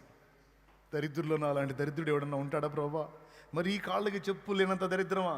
ఇది ఎంత దారుణం ప్రభా ఫీల్ అవుతున్నాడు. కానీ పక్కనాడికి అసలు కాళ్ళే లేవు, కానీ దేవుణ్ణి సన్నతిస్తున్నాడు. అప్పుడు పోల్చుకున్నాడు, నాకు చెప్పులు లేవు కానీ నా తోటి సహోదరుడికి కాళ్ళే లేవు, కానీ నాకు అలా చేయలేదు దేవుడు, కనీసం కాళ్ళు ఇచ్చాడు. నేను ఎందుకు దేవుణ్ణి పాయింట్అవుట్ చేయాలి? వానితో పోల్చుకుంటే నేను బెస్ట్ కదా. ఆ స్థితిలో ఉన్నాడే నా తండ్రిని స్తుతిస్తుంటే నేను ఇంకెంత సన్నుతించాలి అని దేవుణ్ణి మహింపరచడం మొదలుపెట్టాడు. ప్రియులారా, ఎందుకు ఈ విషయాలు చెప్తానంటే, దేవుడు నీకు అనుగ్రహించినటువంటి స్థితిలో తృప్తి కలిగి ఉండటం నేర్చుకుంటే చాలా ఆపదల నుంచి కాపాడబడతావు. కానీ దేవుడు నీకు ఇచ్చిన దానిలో తృప్తి పొందకుండా దురాశకి వెళితే, దురాశ గర్భమును ధరించి పాపమును కంటే పాపం పరిపక్వ మరణాన్ని కానీ టోటల్గా నిన్ను నాశనం చేసింది. అందుకే పౌలు మొదటి పాఠంలో చెప్తున్నాడు, ఏ స్థితిలో ఉన్నా అందులో నిన్ను తృప్తి కలిగి ఉన్నాను అన్నాడు. నిన్ను ఇబ్బంది కొలిమిలో ఉంచాడా? కఠినమైన శ్రమల్లో ఉంచాడా? అంతకంటే దారుణంగా ఉన్న వాళ్ళు లోకంలో ఉన్నారు. వారికంటే నీ జీవితం బాగుంది అనుకొని దేవుని కృతజ్ఞతలు చెల్లించు. శ్రమతో పాటు దాని నుంచి బయటపడే దారి కూడా దేవుడే చూపిస్తానన్నాడు. ఆ మాట మీద విశ్వాసం ఉంచి ధైర్యం తెచ్చుకొని దేవుని మహింపరచు. పోల్చుకోకుండా నువ్వు ఉండలేవు. ఒకవేళ పోల్చుకోదలుచుకుంటే నీకంటే మించిన వాళ్ళని చూసి గందరగోళం అయ్యే కంటే నీకంటే ఇంకా దిగువ స్థితిలో ఉన్న వాళ్ళని చూసి కొంచెం ధైర్యం తెచ్చుకోవచ్చు, దేవుణ్ణి సన్నతించవచ్చు. ఏమంటారు? ఇది ఇంటి విషయంలోనే కావచ్చు, భార్యాభర్తల విషయంలో కావచ్చు, పిల్లల విషయం, తమ బిడ్డల్ని అవతలి వాళ్ళ పిల్లలతో పోలుస్తారు కొంతమంది. వాడంత చదువు చదివాడు, వాడు అన్నిట్లో ఫస్టే, ఈడి దరిద్రం ఏందో, ఈడి కర్మ ఏందో, ఈడు ఎట్లా తెచ్చాడు, ఈడు అట్లా తెచ్చాడని నీ బిడ్డను నువ్వు ఎట్లా పడితే అట్లా మాట్లాడతావు ఇతరులతో పోల్చి. వాడు ఎదిగిన వాతావరణం, వాడి ఐడియాలజీ, నీ బిడ్డ ఐడియాలజీ ఒకే విధంగా ఉండకపోవచ్చు. ఒకవేళ వాడు అన్నీ చదివి రేపు ఫైనల్లో వాడు ఒట్టి పాత్రగా మిగలొచ్చు. పనికి మాలోడు అనుకున్న నీ బిడ్డే రేపు గొప్పవాడు కావచ్చు, నా దేవుడి చిత్తం అయితే. అవునా? ఎందుకు గందరగోళం అయిపోవాలి? దేవుడు నిన్ను ఏ స్థితిలో ఉంచాడో ఆయనను బట్టి ధైర్యం తెచ్చుకొని నీ ఫ్యూచర్ని ఆయన బ్లెస్ చేయబోతున్నాడు, ఆశీర్వదించబోతున్నాడు, ఆయన నిన్ను హెచ్చించబోతున్నాడు. ఆయన చేసేంత వరకు నిరీక్షించవచ్చు, ధైర్యం తెచ్చుకోవచ్చు, తృప్తి కలిగి ఉండొచ్చు, ప్రశాంతత కలిగి ఉండొచ్చు. ఇది మొదటి పాఠం అయితే, రెండో పాఠం ఏంటంటే, దేవుడు తన ఐశ్వర్యము చొప్పున ఆయన మహిమలో, క్రీస్తునందు మహిమలో ప్రతి అవసరం తీరుస్తానన్నాడు. ఈరోజు తెలుసో తెలియకో కొన్ని ఇబ్బందుల్లోకి వెళ్ళారు, ఇరుక్కున్నారు. తెలుసో తెలియకో కొన్ని సమస్యల్లోకి వెళ్ళారు, ఇరుక్కున్నారు. బయట పడలేక గందరగోళం అయిపోతూ ఉన్నారు. Don't worry. నీకు నేను చెప్పేటువంటి సంతోషకరమైన వార్త ఏంటంటే, నీకు తెలియకుండానే ఊబిలోకి దిగిపోయావు. అందులోంచి బయట పడటానికి దారి నీకు ప్రజెంట్ తెలియట్లేదు. కానీ ఒక్కటి నీకు తెలియదు, కానీ దేవునికి తెలుసు. నీ జీవితం నీ చేయి జారి ఉండొచ్చు, కానీ ఇదిగో ఆయన చేతిలో ఉంది ఆ లైఫ్. ఆయన తన చేతితో పట్టుకొని ఉన్నాడు నీ జీవితాన్ని. కంగారు పడాల్సిన అవసరం లేదు. వాగ్దానం ఉంది, ప్రామిస్ చేశాడు. నిన్ను విడవను, ఎడబాయను, నిశ్చయముగా నిన్ను ఆశీర్వదించి నిన్ను ఆశీర్వాదముగా చేస్తాను.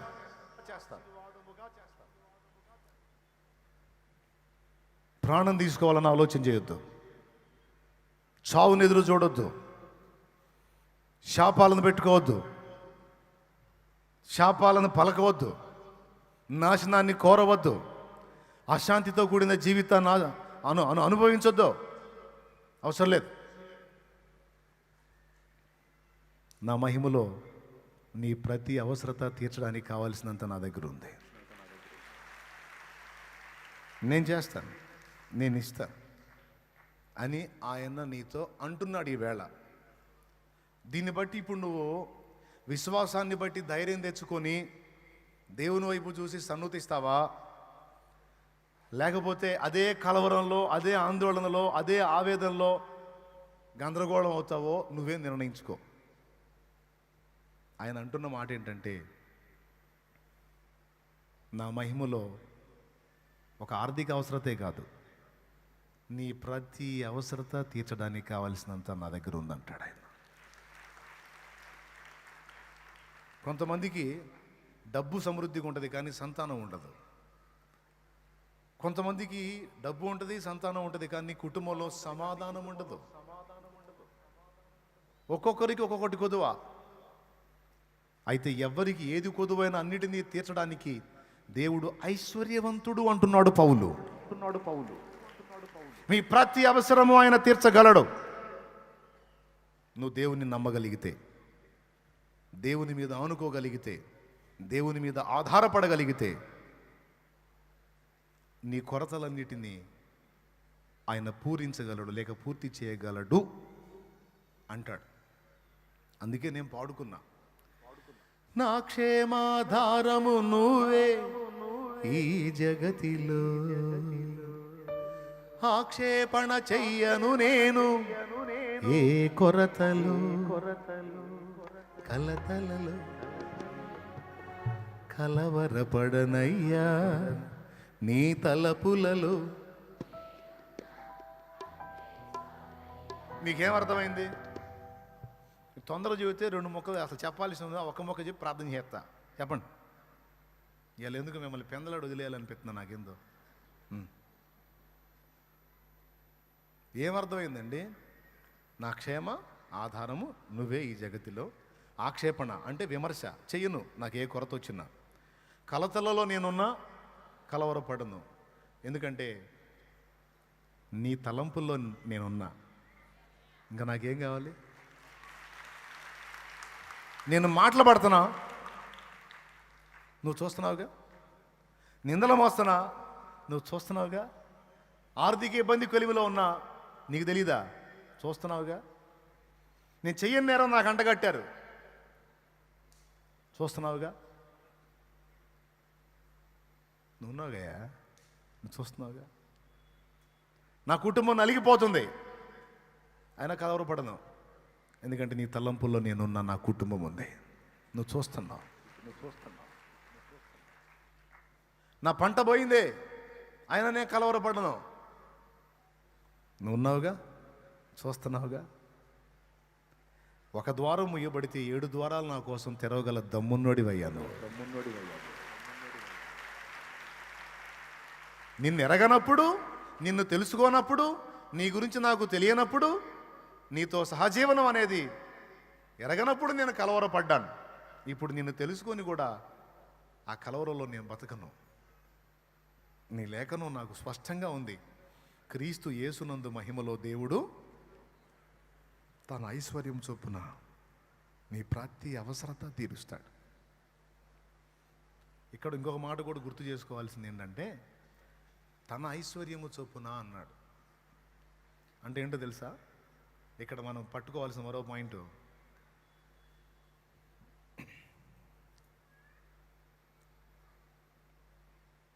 అలెగ్జాండర్ లాంటి రాజు దగ్గరికి ఒక భిక్షగాడు వచ్చాడంట. వచ్చి, ఏమయ్యా, చాలా రోజుల నుంచి నువ్వు తిరుగుతున్నావని తెలిసింది, ఏం ఆశిస్తున్నావు నా నుంచి అంటే, తమరి దయ మహారాజా అన్నాడట. అప్పట్లో ఒక వరహ అంటేనే చాలా గొప్ప, అలాంటిది 1000 బంగారు వరహాలు ఇతనికి ఇవ్వండి అన్నాడట. 1000 బంగారు వరహాలు ఇవ్వండి. పక్కన మంత్రి అన్నట, మహారాజా, దానానికి కూడా ఒక హద్దు పద్దు ఉంటుంది. వాడు భిక్షగాడు, 10 వరహాలు ఇస్తేనే వాడికి ఎంతో ఎక్కువ, అలాంటిది 1000 వరహాలు ఇవ్వమంటున్నావా? ఏంటి మహారాజా మీరు అన్నాడట. అప్పుడు అతనే ఉన్నాడు తెలుసా రాజు, ఓయ్, అతడు భిక్షమెత్తింది ఎవరి దగ్గర తెలుసా? అతడు చేయి చాచింది ఎవరి దగ్గర తెలుసా? సామాన్యుడి దగ్గర కాదురా, మహారాజు దగ్గర. నువ్వేమంటున్నావు తెలుసా? ఆడికి 10 వరహాల స్థాయి అని ఆడి స్థాయిని చూసి ఏమంటున్నావు? ఓర పిచ్చోడా, ఆడి స్థాయిని చూసి నేను ఇస్తే నా స్థాయి దిగిపోయింది, కాబట్టి నా స్థాయిని బట్టి నేను ఇస్తా. అర్థమైతే గట్టి కొట్టండి, లేదా సర్దుకోండి, ఇబ్బంది ఏం లేదు. చెప్పు, నీకు నీ స్థాయిలో కావాలా, దేవుని స్థాయిలో కావాలా? పెద్ద చెప్పండి, ఎవరి స్థాయిలో? అవునా? విశ్వాసం ఉందా ఇస్తాడని? ఎంతమందికి ఉందో? మీ విశ్వాసము చొప్పుననే నా తండ్రి మీకు దయచేయునుగాక. సియోనులో నుండి ఆయన ఆశీర్వాదపు జల్లులు మీ పైన సమృద్ధిగా కురిపించుగాక.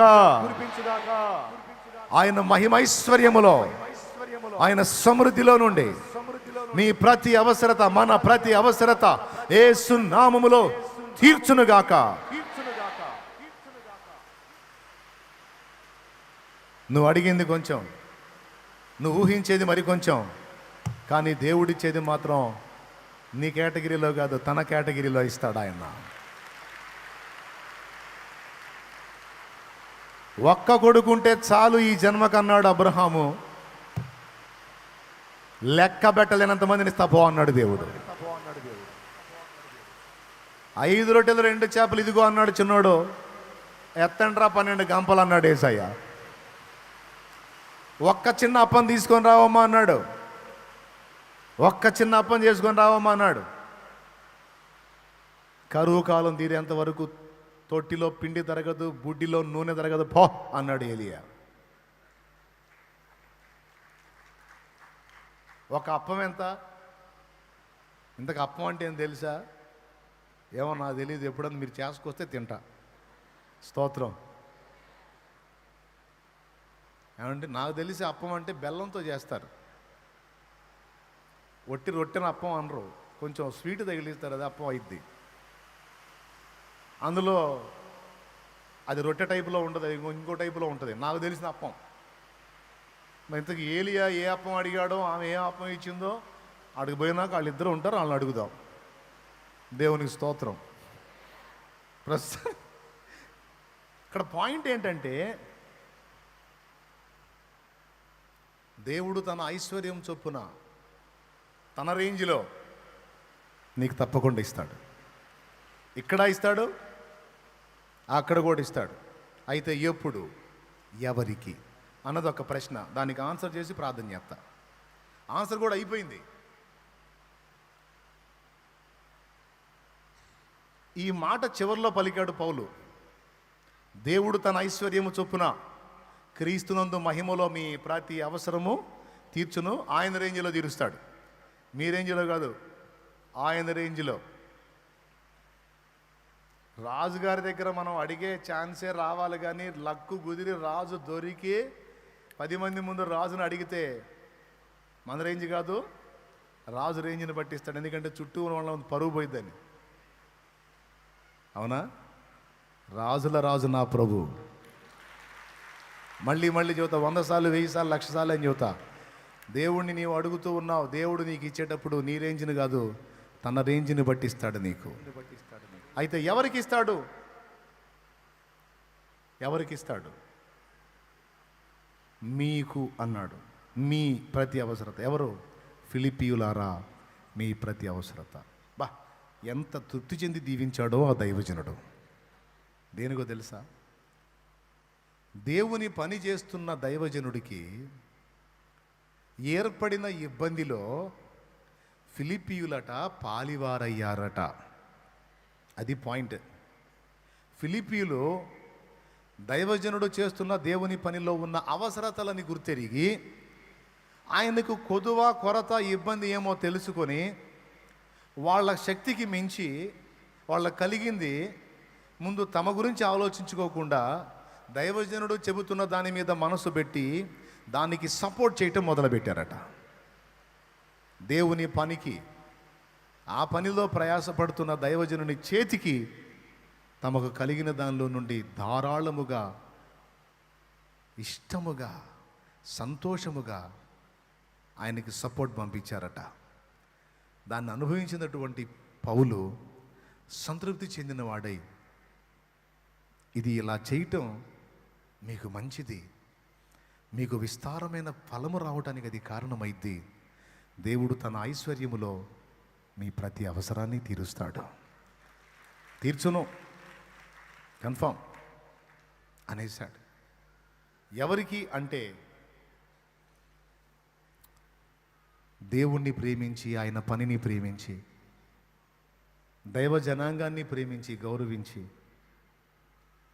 తాము చేయగలిగినంత శక్తికి మించి త్యాగబుద్ధితో, దైవిక ప్రేమతో తోడ్పాటు అందించే వారికి ఇవన్నీ లభిస్తాయన్నది నేను కాదు, పౌలు చెప్తున్న మాట. దైవజనునికి దేవుని పనిలో సహకారులైన వాళ్ళ పేర్లు జీవగ్రంథమందు రాయబడతాయి అంటాడు. చూడండి. అవును నా నిజమైన సహకారి. ఆ స్త్రీలు క్లెమెంతుతోనూ నా ఇతర సహకారులతోనూ సువార్త పనిలో నాతో కూడా ప్రయాసపడిన వారు గనుక వారికి సహాయం చేయమని నిన్ను వేడుకొనుచున్నాను. దేవునికి స్తోత్రం. ఆ సహకారుల పేర్లు జీవగ్రంథమందు వ్రాయబడి ఉన్నవి. హల్లెలూయా. చూసారా? 4:3 అక్కడే ఉంది పైన. మళ్ళీ ఒక్కసారి చదువున్నాను. అవును నిజమైన సహకారి ఆ స్త్రీలు క్లెమెంతుతోనూ నా ఇతర సహకారులతోనూ సువార్త పనిలో నాతో కూడా ప్రయాసపడిన వారు కనుక వారికి సహాయము చేయమని నిన్ను వేడుకొనుచున్నాను. ఆ సహకారుల పేర్లు జీవగ్రంథమందు వ్రాయబడి ఉన్నవి. దేవునికి స్తోత్రం కలుగును గాక. ఆ సహకారుల పేర్లు జీవగ్రంథమందు వ్రాయబడి ఉన్నవి. దేవుని దగ్గర నుండి హెల్ప్ పొందటమే కాదు, అంతకంటే ముందు దేవుడు నీకు ఇస్తున్న అవకాశం ఏంటంటే దేవుని పనికి నువ్వు తోడ్పడుట. ఎంతమందికి వినపడిందో? ఏమన్నా ఉంటే కాదు తోడ్పడటానికేడా? మాకే లేక అప్పలై ఉండి ఇప్పుడు దాకా చెప్పింది బాగుంది, మళ్ళీ ఏంది ఇప్పుడు రివర్స్ వచ్చాయింది మళ్ళీ అనవాకండి.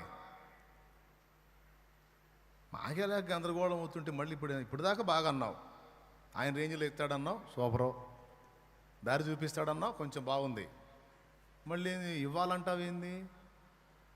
తూచి మనం ఎట్లా ఒప్పుకోం అనొద్దు. నేను పైసల కోసం ఆశించి ఈ ప్రసంగం చేయట్లే.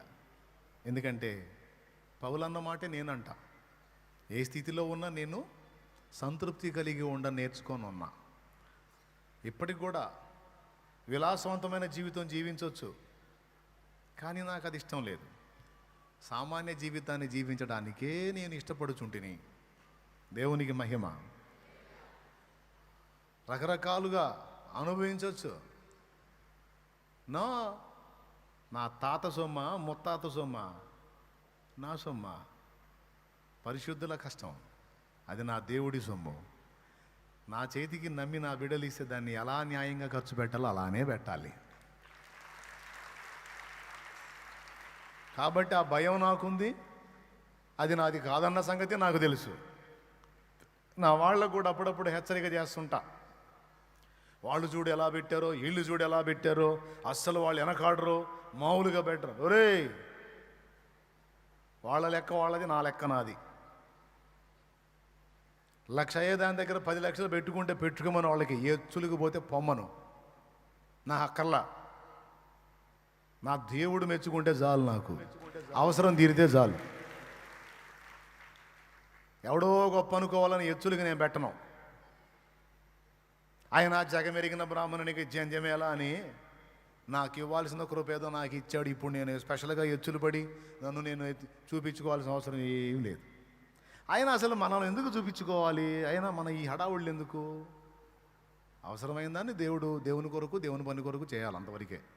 ఎత్తితే దేవుని పైకి ఎత్తాలి, మనం ఎందుకురా ఎత్తబడాలి అని రకరకాల క్లాసులు పీకి మొత్తానికి ఎక్కడో అక్కడ పగ్గాలేసి వాళ్ళకెళ్ళి చూసి వాళ్ళు చూడు వీళ్ళు చూడంటే నేను చూడండి అని చెబుతా. స్తోత్రం. ఏమన్నా అర్థమైంది నేను చెప్పింది? ఎంతమందికి అర్థమైందో ఏమో.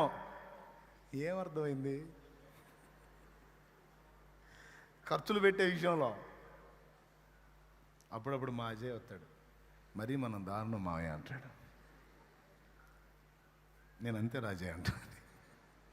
ఇప్పుడు పాప అజయ్ కూడా విరిగి నలిగిపోయాడు. వాడికి అర్థమవుతుంది. దేవుడు నమ్మదగినవాడు, అందరికీ అనుభవాల్లో నేర్పుతాడు. అంటే ఓన్ ఖర్చు కాదు, దేవునికే మనం ఖర్చు పెడతాం. దేవునికైనా సరే, దేవుని పనికైనా సరే, అవసరాన్ని బట్టి. హల్లెలూయా. ప్రియులారా,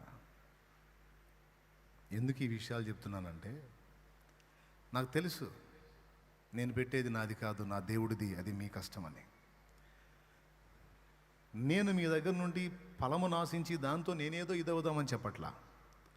పౌలు కూడా చూడండి, మీ దగ్గర ఈవిని అపేక్షించి నేను చెప్పలేదు, కానీ దేవుని పని ముందుకెళ్ళాలి, అంతేకాదు ఆ పనిలో పాలువారై మీరు ఆశీర్వదించబడాలి. ఇన్ని నాళ్ళకి ఈ విషయం నేను ఎందుకు మీకు చెప్తున్నానంటే ఒక కారణం ఉంది. నేను దేవుని పనికి తోడ్పాటు అందించండి, దేవునికి ఇవ్వటం నేర్చుకోండి, దేవునికి ఇవ్వటం నేర్పించండి మీ పిల్లలకి అనే ప్రసంగాలు నేను తరచూ చేయకపోవటం వల్ల నా అంతరంగంలో ఫీలింగ్ ఏంటంటే మీకు అన్యాయం చేస్తున్నానని నాకు అనిపిస్తుంది. ఎందుకంటే పౌలు అన్నాడు, నేను చేసిన ఈ అన్యాయమును క్షమించండి అన్నాడు. ఏంటది? మీకు నేను భారంగా ఉండలేదు అని. దాని అర్థం ఏంటంటే మీ దగ్గర నుంచి ఏ సహాయం నేను పొందలేదు, మీకు అన్యాయం చేశాను అన్నాడు. సహాయం పొందనందుకు న్యాయం చేశావు సార్, మా సొమ్ము మా ఇంట్లో ఉంది. అన్యాయం ఏముంది అంటే, మీ దగ్గర నుండి నేను పొందినట్టయితే అది దేవుని పనిలో వాడబడేది. దేవుని పనిలో నీ సొమ్ము వాడబడితే దానికి విస్తారమైన ప్రతిఫలం నీకు వచ్చేది. హల్లెలూయా. దేవుడు నిర్మించిన భూమిలో నీ గుప్పిలిలో ఉన్న విత్తనాలు తీసుకెళ్ళి చల్లితే బస్తాల గింజలు మళ్ళా నీకు వచ్చాయి. కానీ నేను దాన్ని స్వీకరించకుండా ఉన్నందున ఆ గుప్పెడు నీ ఇంట్లోనే ఉన్నాయి, గుప్పెడుగానే ఉన్నాయి.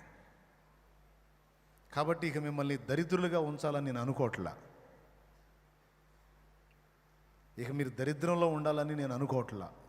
ఇక దీవించబడాలా, ఆశీర్వదించబడాలా, దేవుని ఐశ్వర్యంలో నుండి క్రీస్తునందు మహిమలో మీ ప్రతి అవసరత తీర్చబడాలా, మీ ద్వారా అనేకుల అక్కర తీర్చబడాలా.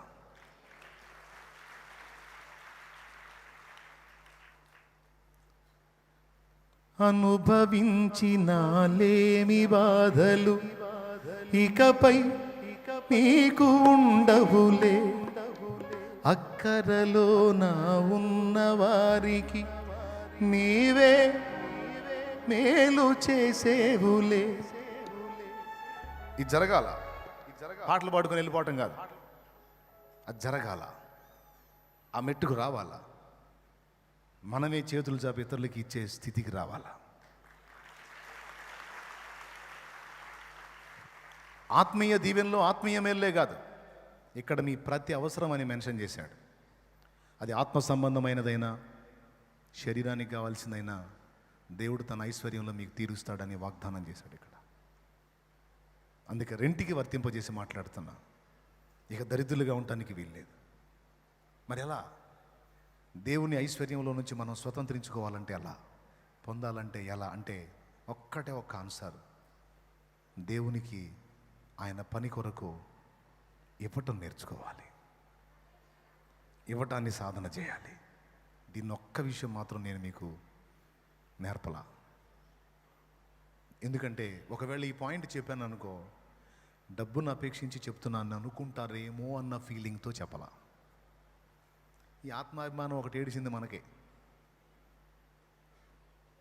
వాళ్ళు మనీ మైండెడ్గా నేను చెప్పాను అనుకుంటారేమో ఎందుకులే అని ధనమును ఘనపరిచి చెప్పలా.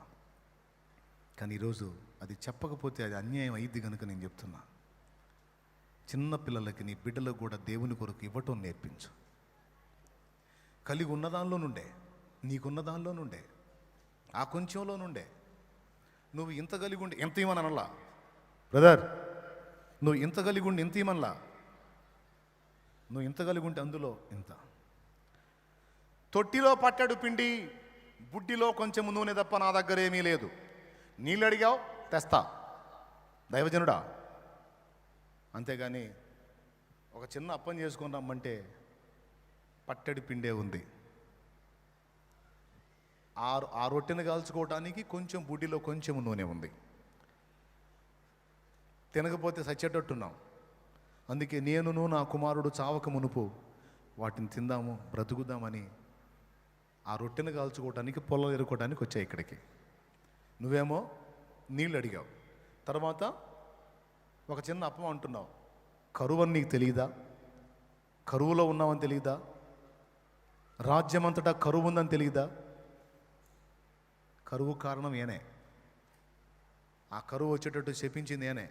ఎవరు? ఆయనతో మాట్లాడే ఆయనే. ఇప్పుడు ఆయనే వచ్చి ఒక అప్పం చేసుకొని రామ్మా అంటాడు. అప్పుడు ఏలియా అన్నాడు, పట్టడి పిండి కొంచెం నూనె, అందులోనే నా కోసం వచ్చిన అప్పం చేసుకొని తీసుకొని రా. నాకు అర్థం కాదు, ఏమయ్యా పట్టెడి పిండికి ఏమాత్రం రొట్టె వచ్చింది? అంత మనిషివి, ఆ చిన్న మొక్క తిని ఏం బాగుపడదాం, ఏం బతుకుదాం, ఏం తపం తీర్చుకుందాం అనయా ఏలియా అని అడుగుదాం. అప్పుడు ఏలియా సమాధానం ఏంటో తెలుసా? ఓరి పిచ్చోడా, ఆ కొంచెం దీన్ని నేనేదో తృప్తి చెందుదామని కాదు, ఆ కొంచెం దీన్ని నేనేదో బతికేద్దామని కాదు, ఆమెను నా దేవుడు దీవిస్తున్నాడు, నా దేవుడు ఆమెను కోరుకొని ఉన్నాడు, ఆమెను ఆశీర్వదించబోనుకున్నాడు. ఆ ఆశీర్వాదం ఆమెకు లభించినట్లు ముందు దేవుని ప్రతినిధిగా ఆమె యొద్ద నుండి కొంచెమైనా నేను పొందాలి. అది రూల్. కొడత గట్టిగా, లేకపోతే సర్దుకో. అది నా కొరకు ఒక చిన్న అప్పం చేసుకోనరా అంటే అప్పం తిని నేను బతికేద్దామనే లైఫ్ లాంగ్. ఇంత పెద్ద శరీరం నేను ఎట్లున్నానంటే ఏలియా ఇంకా ఎట్లుంటాడు కదా, చూద్దాంలే రేపు అక్కడ పోయినా కనపడతాడు ఆయన కూడా. ఇంత పొట్టలోకి ఆ చిన్న అప్పం ఏ మూలకండి? మరి ఎందుకండి? కుమారుడా, నా పెద్ద కుమారుడా విన్నా ఏశావు, నేను తిని తృప్తి చెంది నిన్ను ఆశీర్వదించినట్లు నా కొరకు ఆహారం తీసుకోనరా అన్నాడు, గుర్తుందా? అంటే ఏశావు తీసుకొచ్చేటువంటి ఆ వేట మాంసాన్ని తిని బతికేద్దామనే ఇస్సాకు? చెప్పండి అయ్యా, బతికేద్దామనే? నో, తిని తృప్తి చెంది ఆశీర్వదించడానికి, దీవించడానికి. 75 సంవత్సరాల వయసు ఉన్నప్పుడు అబ్రహాముని పిలిచి సంతానం ఇస్తానని ఆశపెట్టి, ఆయనకి 99, వాళ్ళ ఆవిడికి 89 వయసు వచ్చినప్పుడు కనబడ్డాడు.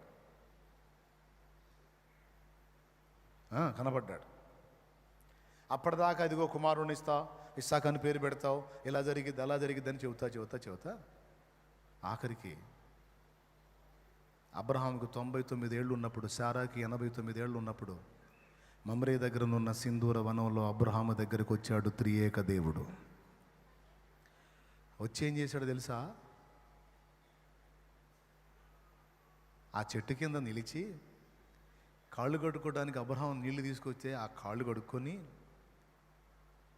అబ్రహాము రొట్టెలు తీసుకొచ్చి ఆహారం సిద్ధపరిచి తీసుకొస్తే అవి తిని అప్పుడు అంటున్నాడు, అబ్రహామా మీదటికి ఈ కాలమును, నిర్ణయ కాలమును నేను మళ్ళా కలుస్తాను. అప్పుడు నీ భార్య అయిన శారా నీకు కుమారుణ్ణి కంటుంది, నీ చేతిలో కొడుకుంటాడు పో అన్నాడు. నెక్స్ట్ ఇయరే ఇక సంతానం దేవుడు ఇవ్వబోతున్నాడు ఇస్సాకుని. ఆ ఇస్సాకుని ఇవ్వబోయేటప్పుడు ఆయన ఏం చేశాడు తెలుసా? అబ్రహాం ఇంటికి వచ్చి అబ్రహాము పెట్టింది తిన్నాడు, తిని దీవించి వెళ్ళాడు. నాకు అర్థం కాదు, ఏమైనా నువ్వు కూడా అంతే పొందుతాడు ముందు దేవుడు. మన బుద్ధిని, మన ప్రేమని, మన మనస్సుని పరిశీలించుకుంటాడు. ఆయన తృప్తి చెంది దీవిస్తాడు. అందుకు భక్తులు అడిగేది, ఓ చిన్న అప్పని చేసుకొని రా పో అన్నాడు. ఏడుంది? పోవమ్మా చేసుకొని రా. యెహోవా నిన్ను ఆశీర్వదించాడు. కరువు కాలం తీరిపోవంత వరకు తొట్టిలో పట్టడి పిండి అన్నావే, అది తరగదు. బుడ్డిలో కొంచెం నూనె అన్నావే, తరగదు. పో, ముందు నాకు అప్పం చేసుకొనిరా, ఆ తర్వాత నీకును నీ కుమారునికి నీవు రొట్టెలు చేసుకొనవచ్చును. వెళ్ళింది. ఆ ఉన్న పట్టెడి పిండి పోసి రొట్టె చేసింది, రెడీ చేసి సిద్ధపరిచి తెచ్చింది అనుకుందాం. పోయి చూస్తే మళ్ళా ఫుల్లుగా పిండి ఉంది. ఇక తరగట్లా, తీస్తుందే వండుతుందే, తరగట్లా.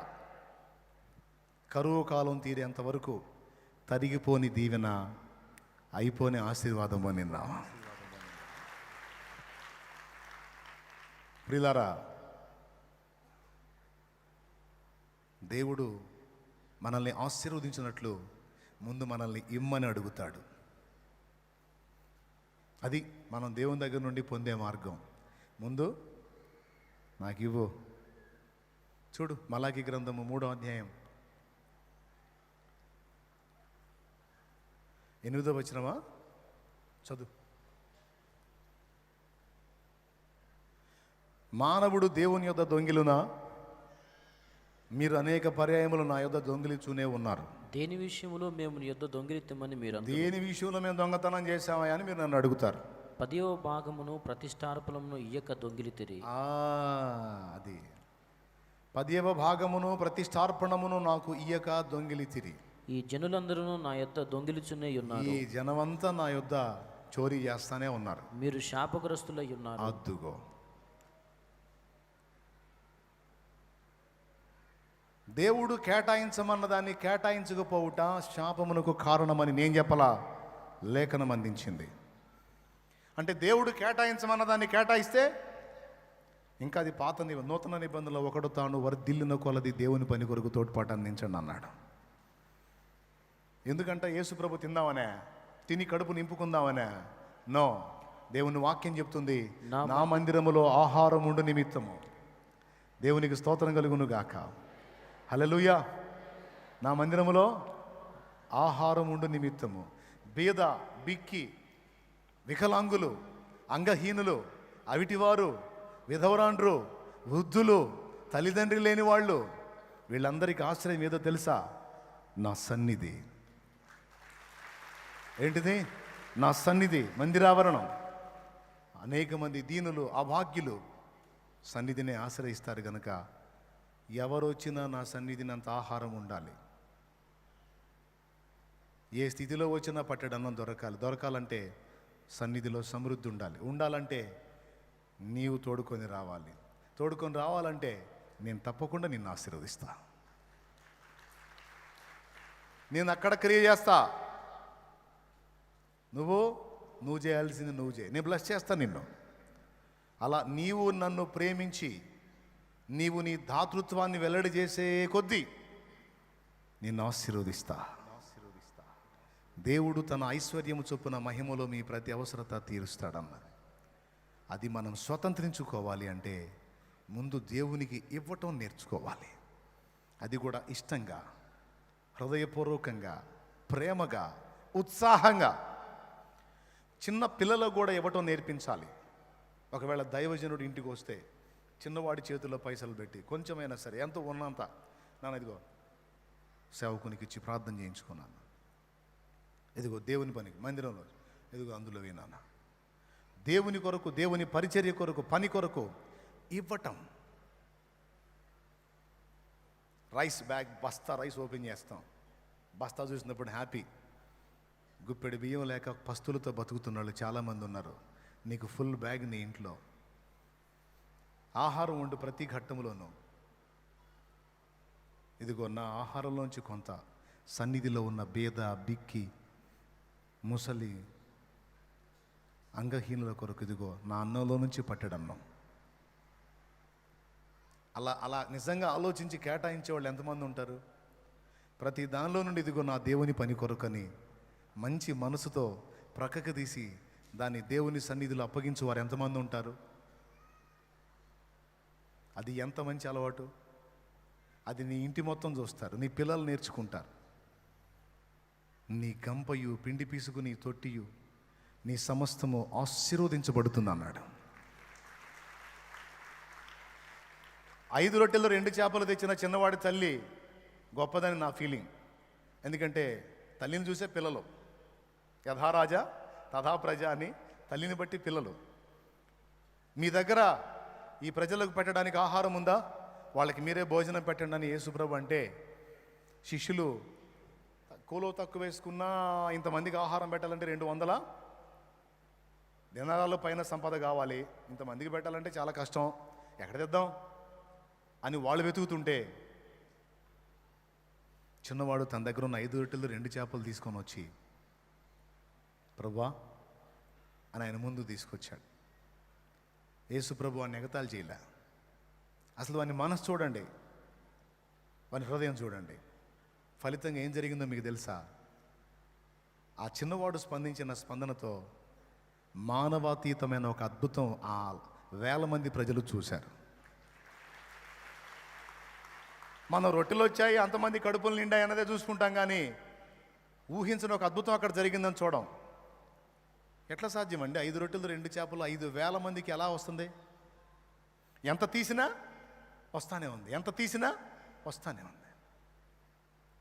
ఆయన ఆశీర్వాదం అలా ఉంటుంది, ఆయన ఐశ్వర్యం అలా ఉంటుంది, నీ ఓపిక.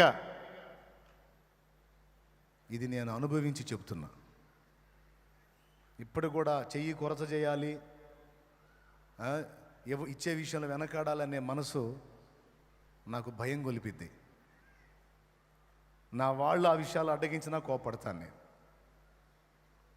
ఉన్నదానిలోనే కొంచెం నలుగురికి మనం సాయం చేసే మనసు కలిగి ఉండాలి. మన శక్తికి మించి మనం చేయలే, ఉన్నంతలో దేవుని పనికి మనం సహకరించాలి.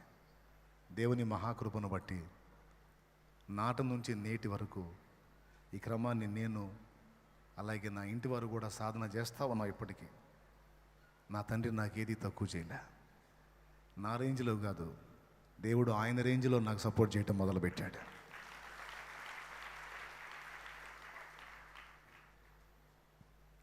ఒకడు అన్నాడట ఇంకొకటితో,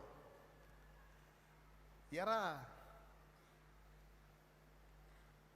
నువ్వు నేను ఒకే పొజిషన్లో ఉన్నావు, ఒకే జాబ్ చేస్తున్నావు, నువ్వు ఇంత డెవలప్ అయ్యావు, నేనేందిరా ఇలానే ఉన్నాను. అప్పుడు ఇతడు అన్నాడు భక్తిపరుడు, ఏముందిరా, నేను నా పిడికిలతో దేవునికి ఇస్తానా, దేవుడు ఆయన పిడికిలతో నాకు ఇస్తున్నాడు అంతే అన్నాడట.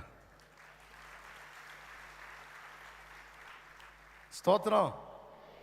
నేను నా పిడికిలితో, అంటే మనిషి పిడికిలి చిన్నదే ఇస్తున్నా, దేవుని పిడికిలతో దేవుడు ఇస్తున్నాడు. ఆయన పిడికిలి ఒక పిడికిలి పోసాడంటే మన బతుకాలని జరిపోయింది. సో దేవుని యొద్ద నుండి మనం పొందినట్లు ముందు మన నుంచి దేవుడు పొందగోరుతాడు. దేవునికి ఇవ్వటం నేర్చుకోవాలి. డబ్బు విషయంలోనే కాదు బ్రదర్, రాసుకో, డబ్బు విషయంలో ఇవ్వటం నేర్చుకోవాలి. సంపద మనకి ఇచ్చిన దానిలోంచి దేవుడు ఏది ఇచ్చినా అందులో నుంచి దేవునికి కొంత ఇవ్వటం నేర్చుకోవాలి. ఇది మంచి అలవాటు. ఇప్పుడు చెబుతున్నా, మళ్ళీ ఇంకా నేను దీన్ని ఎప్పుడు ఎత్తుదో నాకు తెలియదు. ఈరోజు టచ్ చేశాడు దేవుడే, ఇది ప్రేరణ కలిగించి నా ముందు తెచ్చాడు కాబట్టి నేను మాట్లాడుతున్నా. లేకపోతే కొంతమంది మనీ మైండెడ్ అనుకుంటారు, ఫీలింగ్ నాకు. అందుకే ఇంక మళ్ళీ ఎప్పుడు టచ్ చేస్తానో తెలియదు కాబట్టి నంబర్ 1 ఇవ్వటం నేర్చుకో. ఏంటిది? నీకు దేవుడిచ్చిన ఐశ్వర్యంలో నుంచి దేవునికి నీ పిడికిలతో ఇవ్వటం నేర్చుకో. దేవుడు తన పిడికిలతో ఇస్తాడు. రైట్. రెండవది, దేవుడు నీకు ఇచ్చిన జ్ఞానం, పనితనం, ఐడియాలజీ, ఎందులో నీకు వర్కింగ్ నాలెడ్జ్ ఉందో, పనితనపు జ్ఞానం ఉందో, అందులో లోకంలోనే ఖర్చు పెట్టడం కాదు ఆ జ్ఞానం అంతా, దేవుని పనిలో కూడా దాన్ని వాడటానికి కొంచెం ఆ జ్ఞానాన్ని దేవునికి ఇవ్వు. నీకు ఇచ్చిన పనితనంలో దేవుని పని కొరకు కొంచెం వర్క్ చేయి. దేవుడు నీకు విస్తారంగా ఇంకా జ్ఞాన అభివృద్ధిని కలిగిస్తాడు ఆయన. 2, 3, జ్ఞానం అన్నా టాలెంట్ అన్నా మీరు అర్థం చేసుకోండి. దేవుడు నీకు టాలెంట్ ఇచ్చాడు. ఆ టాలెంట్ని లోకానికి వెచ్చిస్తారు కొంతమంది. ఎందుకంటే దేవుని దగ్గర వెచ్చిస్తే డబ్బులు రావు కదా. అదే లోకంలో వెచ్చిస్తే పైసలు వస్తాయి. అంటే దేవుడు పైసలు ఇవ్వలేడు కదా. ఓరే పిచ్చోడా, వాడెంత ఇస్తాడా నాయన? ఒకరోజు కూలి నీకు ఇస్తే 1000 రూపాయలు ఇస్తాడా, 800 ఇస్తాడా? నా దేవుడు పిడికిలి విప్పాడంటే నువ్వు ఎక్కడ పెట్టాలో కూడా అర్థం కాని అంత ఇస్తాడు ఆయన. ఛాన్స్ వస్తే నీకు దేవుడు ఇచ్చిన టాలెంట్ దేవుని పనిలో వాడు, ఇస్తాడు, సహాయం చేస్తాడు. 2, 3వది, దేవుడు నీకు ఇచ్చినటువంటి బలము దేవుని పనికి వెచ్చించు కొంతైనా. 4, దేవుడు నీకు ఇచ్చిన టైం, ఒక రోజుకి 24 అవర్స్ నీకు ఇచ్చాడు దేవుడు బతుకమని. అందులో కనీసం 10వ భాగం 2 గంటల 40 నిమిషాలు, పొద్దున 1 గంట, సాయంత్రం 1 గంట కనీసం కేటాయించు. నీ ఆయుర్దాయం పెరుగుతుంది, ఆయుష్ పెరుగుతుంది. ఎందుకంటే నీకు ఇవ్వబడిన కాలంలో 2 గంటల 40 నిమిషాలు ప్రతిరోజు నువ్వు దేవునికి కేటాయించావు కనుక నీ దగ్గర నుంచి ఆ కొంచెం దేవుడు పొందుతున్నాడు కనుక ఇక ఆయన రేంజ్లో ఆయన నీకు ఇస్తాడు. దీనివల్ల నీ ఆయుష్ కూడా పెరుగుతుంది. ఎంతమందికి అర్థమవుతుందో ఏమో మరి. మహారాజులు నడుము లెప్పులు పడుతున్నాయా?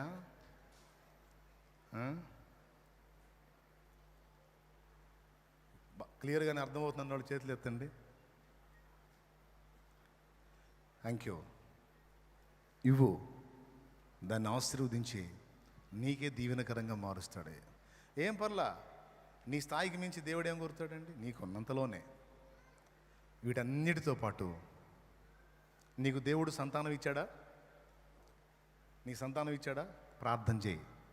నాకు 2 పిల్లల్ని ఇచ్చావు, ఒకడు నాకైతే యేసయ్య, ఒకడు నీకు. నీ పని చేయాలి, నీ సువార్త చేయాలి. ఆడపిల్లలైనా సరే, నాకు 2 కూతుళ్ళా అయితే ఒక బిడ్డ నాకు, నా యేసయ్య ఒక బిడ్డ నీకు నేను కేటాయించుకుంటాను. ఆయన నీ కొరకు పెంచుతా, నీ బిడ్డగా పెంచుతా. కేటాయించు దేవునికి, ప్రార్థించు దేవునికి, అప్పగించు దేవునికి. అప్పగించింది హన్నా, అయ్యాడు ప్రవక్త. వీటన్నిటితో పాటు ఫైనల్గా నీ హృదయాన్ని ఇవ్వు, నీ జీవితాన్ని అప్పగించు. ఇంకా ధన్యుడి ధన్యురాలు అయిపోతావు. ఇవ్వు. దాన్ని సుందరంగా మారుస్తాడు ఆయన, సుందరంగా మారుస్తాడు ఆయన. నీ లైఫ్ని నీ చేతులతో బ్యాలెన్స్ చేయడానికి ట్రై చేయకు, ఆయన చేతికి అప్పగించు, ఆయన వైపు చూడు. శూన్యం అయిపోయిన నీ లైఫ్ని సుందర సృష్టిగా ఆయన మారుస్తాడు. ఆయన అడుగుతాడు, ఎప్పుడు అదే ఆయన అడిగేది. కొంచెం ఏమన్నా నాకు అప్పగిస్తావా, కొద్ది నేను బ్యాలెన్స్ చేస్తాను, ఉండవా అల్లాడిపోతుంటాడా అంటారు మనం. సరే కానీ అంటాడు, సరే కానీ మంచి బిజీగా తిప్పలు పడుతున్నావు, సరిపడు అంటాడు. మళ్ళీ కొంచెం నువ్వు గందరగోళం అవుతుంటే మళ్ళీ వచ్చి, ఇప్పుడైనా ఇస్తావా దేవా, ఎప్పుడన్నా ఒకసారి స్తోత్రం అంట, కూర్చో, నన్ను గెలిచవా, నీ వల్ల కాదు, అనగలవాను అనలేవా, లేదు లేదు నువ్వు అంతే అంటావు. అయితే ఆ మాట అచ్చం అలా అనకపోయినా నీ ఫీలింగ్స్ అయ్యే. నేను అలా అందలుచుకోవాలా, నా బ్రతుకు నీ చేతికి అప్పగించుకుంటున్నాను నాయన, నీ చిత్తం. అలా అప్పగించుకున్న ఆ బ్రతుకు ఇలా అయింది. మీరెవరు, నేను ఎవరిని, కొన్ని సంవత్సరాల క్రితం నేను ఎవరిని, క్రీస్తు యేసునందు ఇప్పుడు ఎవరిని. ఆశీర్వదించబడిన జీవితంగా నా బ్రతుకును మార్చలేదా? నా జీవితాన్ని ఏసై చేతికి ఇచ్చా. నా యవ్వన జీవితం ఈజీగా 21 years, 21 సంవత్సరం ఆ జీవితాన్ని నా తండ్రి చేతికి అప్పగిస్తే ఈ అనతి కాలంలోనే ఒక ధన్యకరమైన మలుపు తిప్పలేదా? చర్చికి వెళ్ళాను, మారు మనసు పొందాను. ఇక మన డైరెక్షన్ కాదబ్బాయి, మనం యేసుప్రభు డైరెక్షన్లో కొనసాగాలని ఫిక్స్ అయిపోయాను. మారు మనసు పొందాను, పాప క్షమాపణ నిమిత్తం బాప్తీసం పొందాను. ఇక అప్పటి నుంచి ముందాయన వెనక నేను అలా నడిచి నడిచి నడిచి నేరుగా బలిపేట మీదకి వచ్చా. మరి మీ ఇష్టం.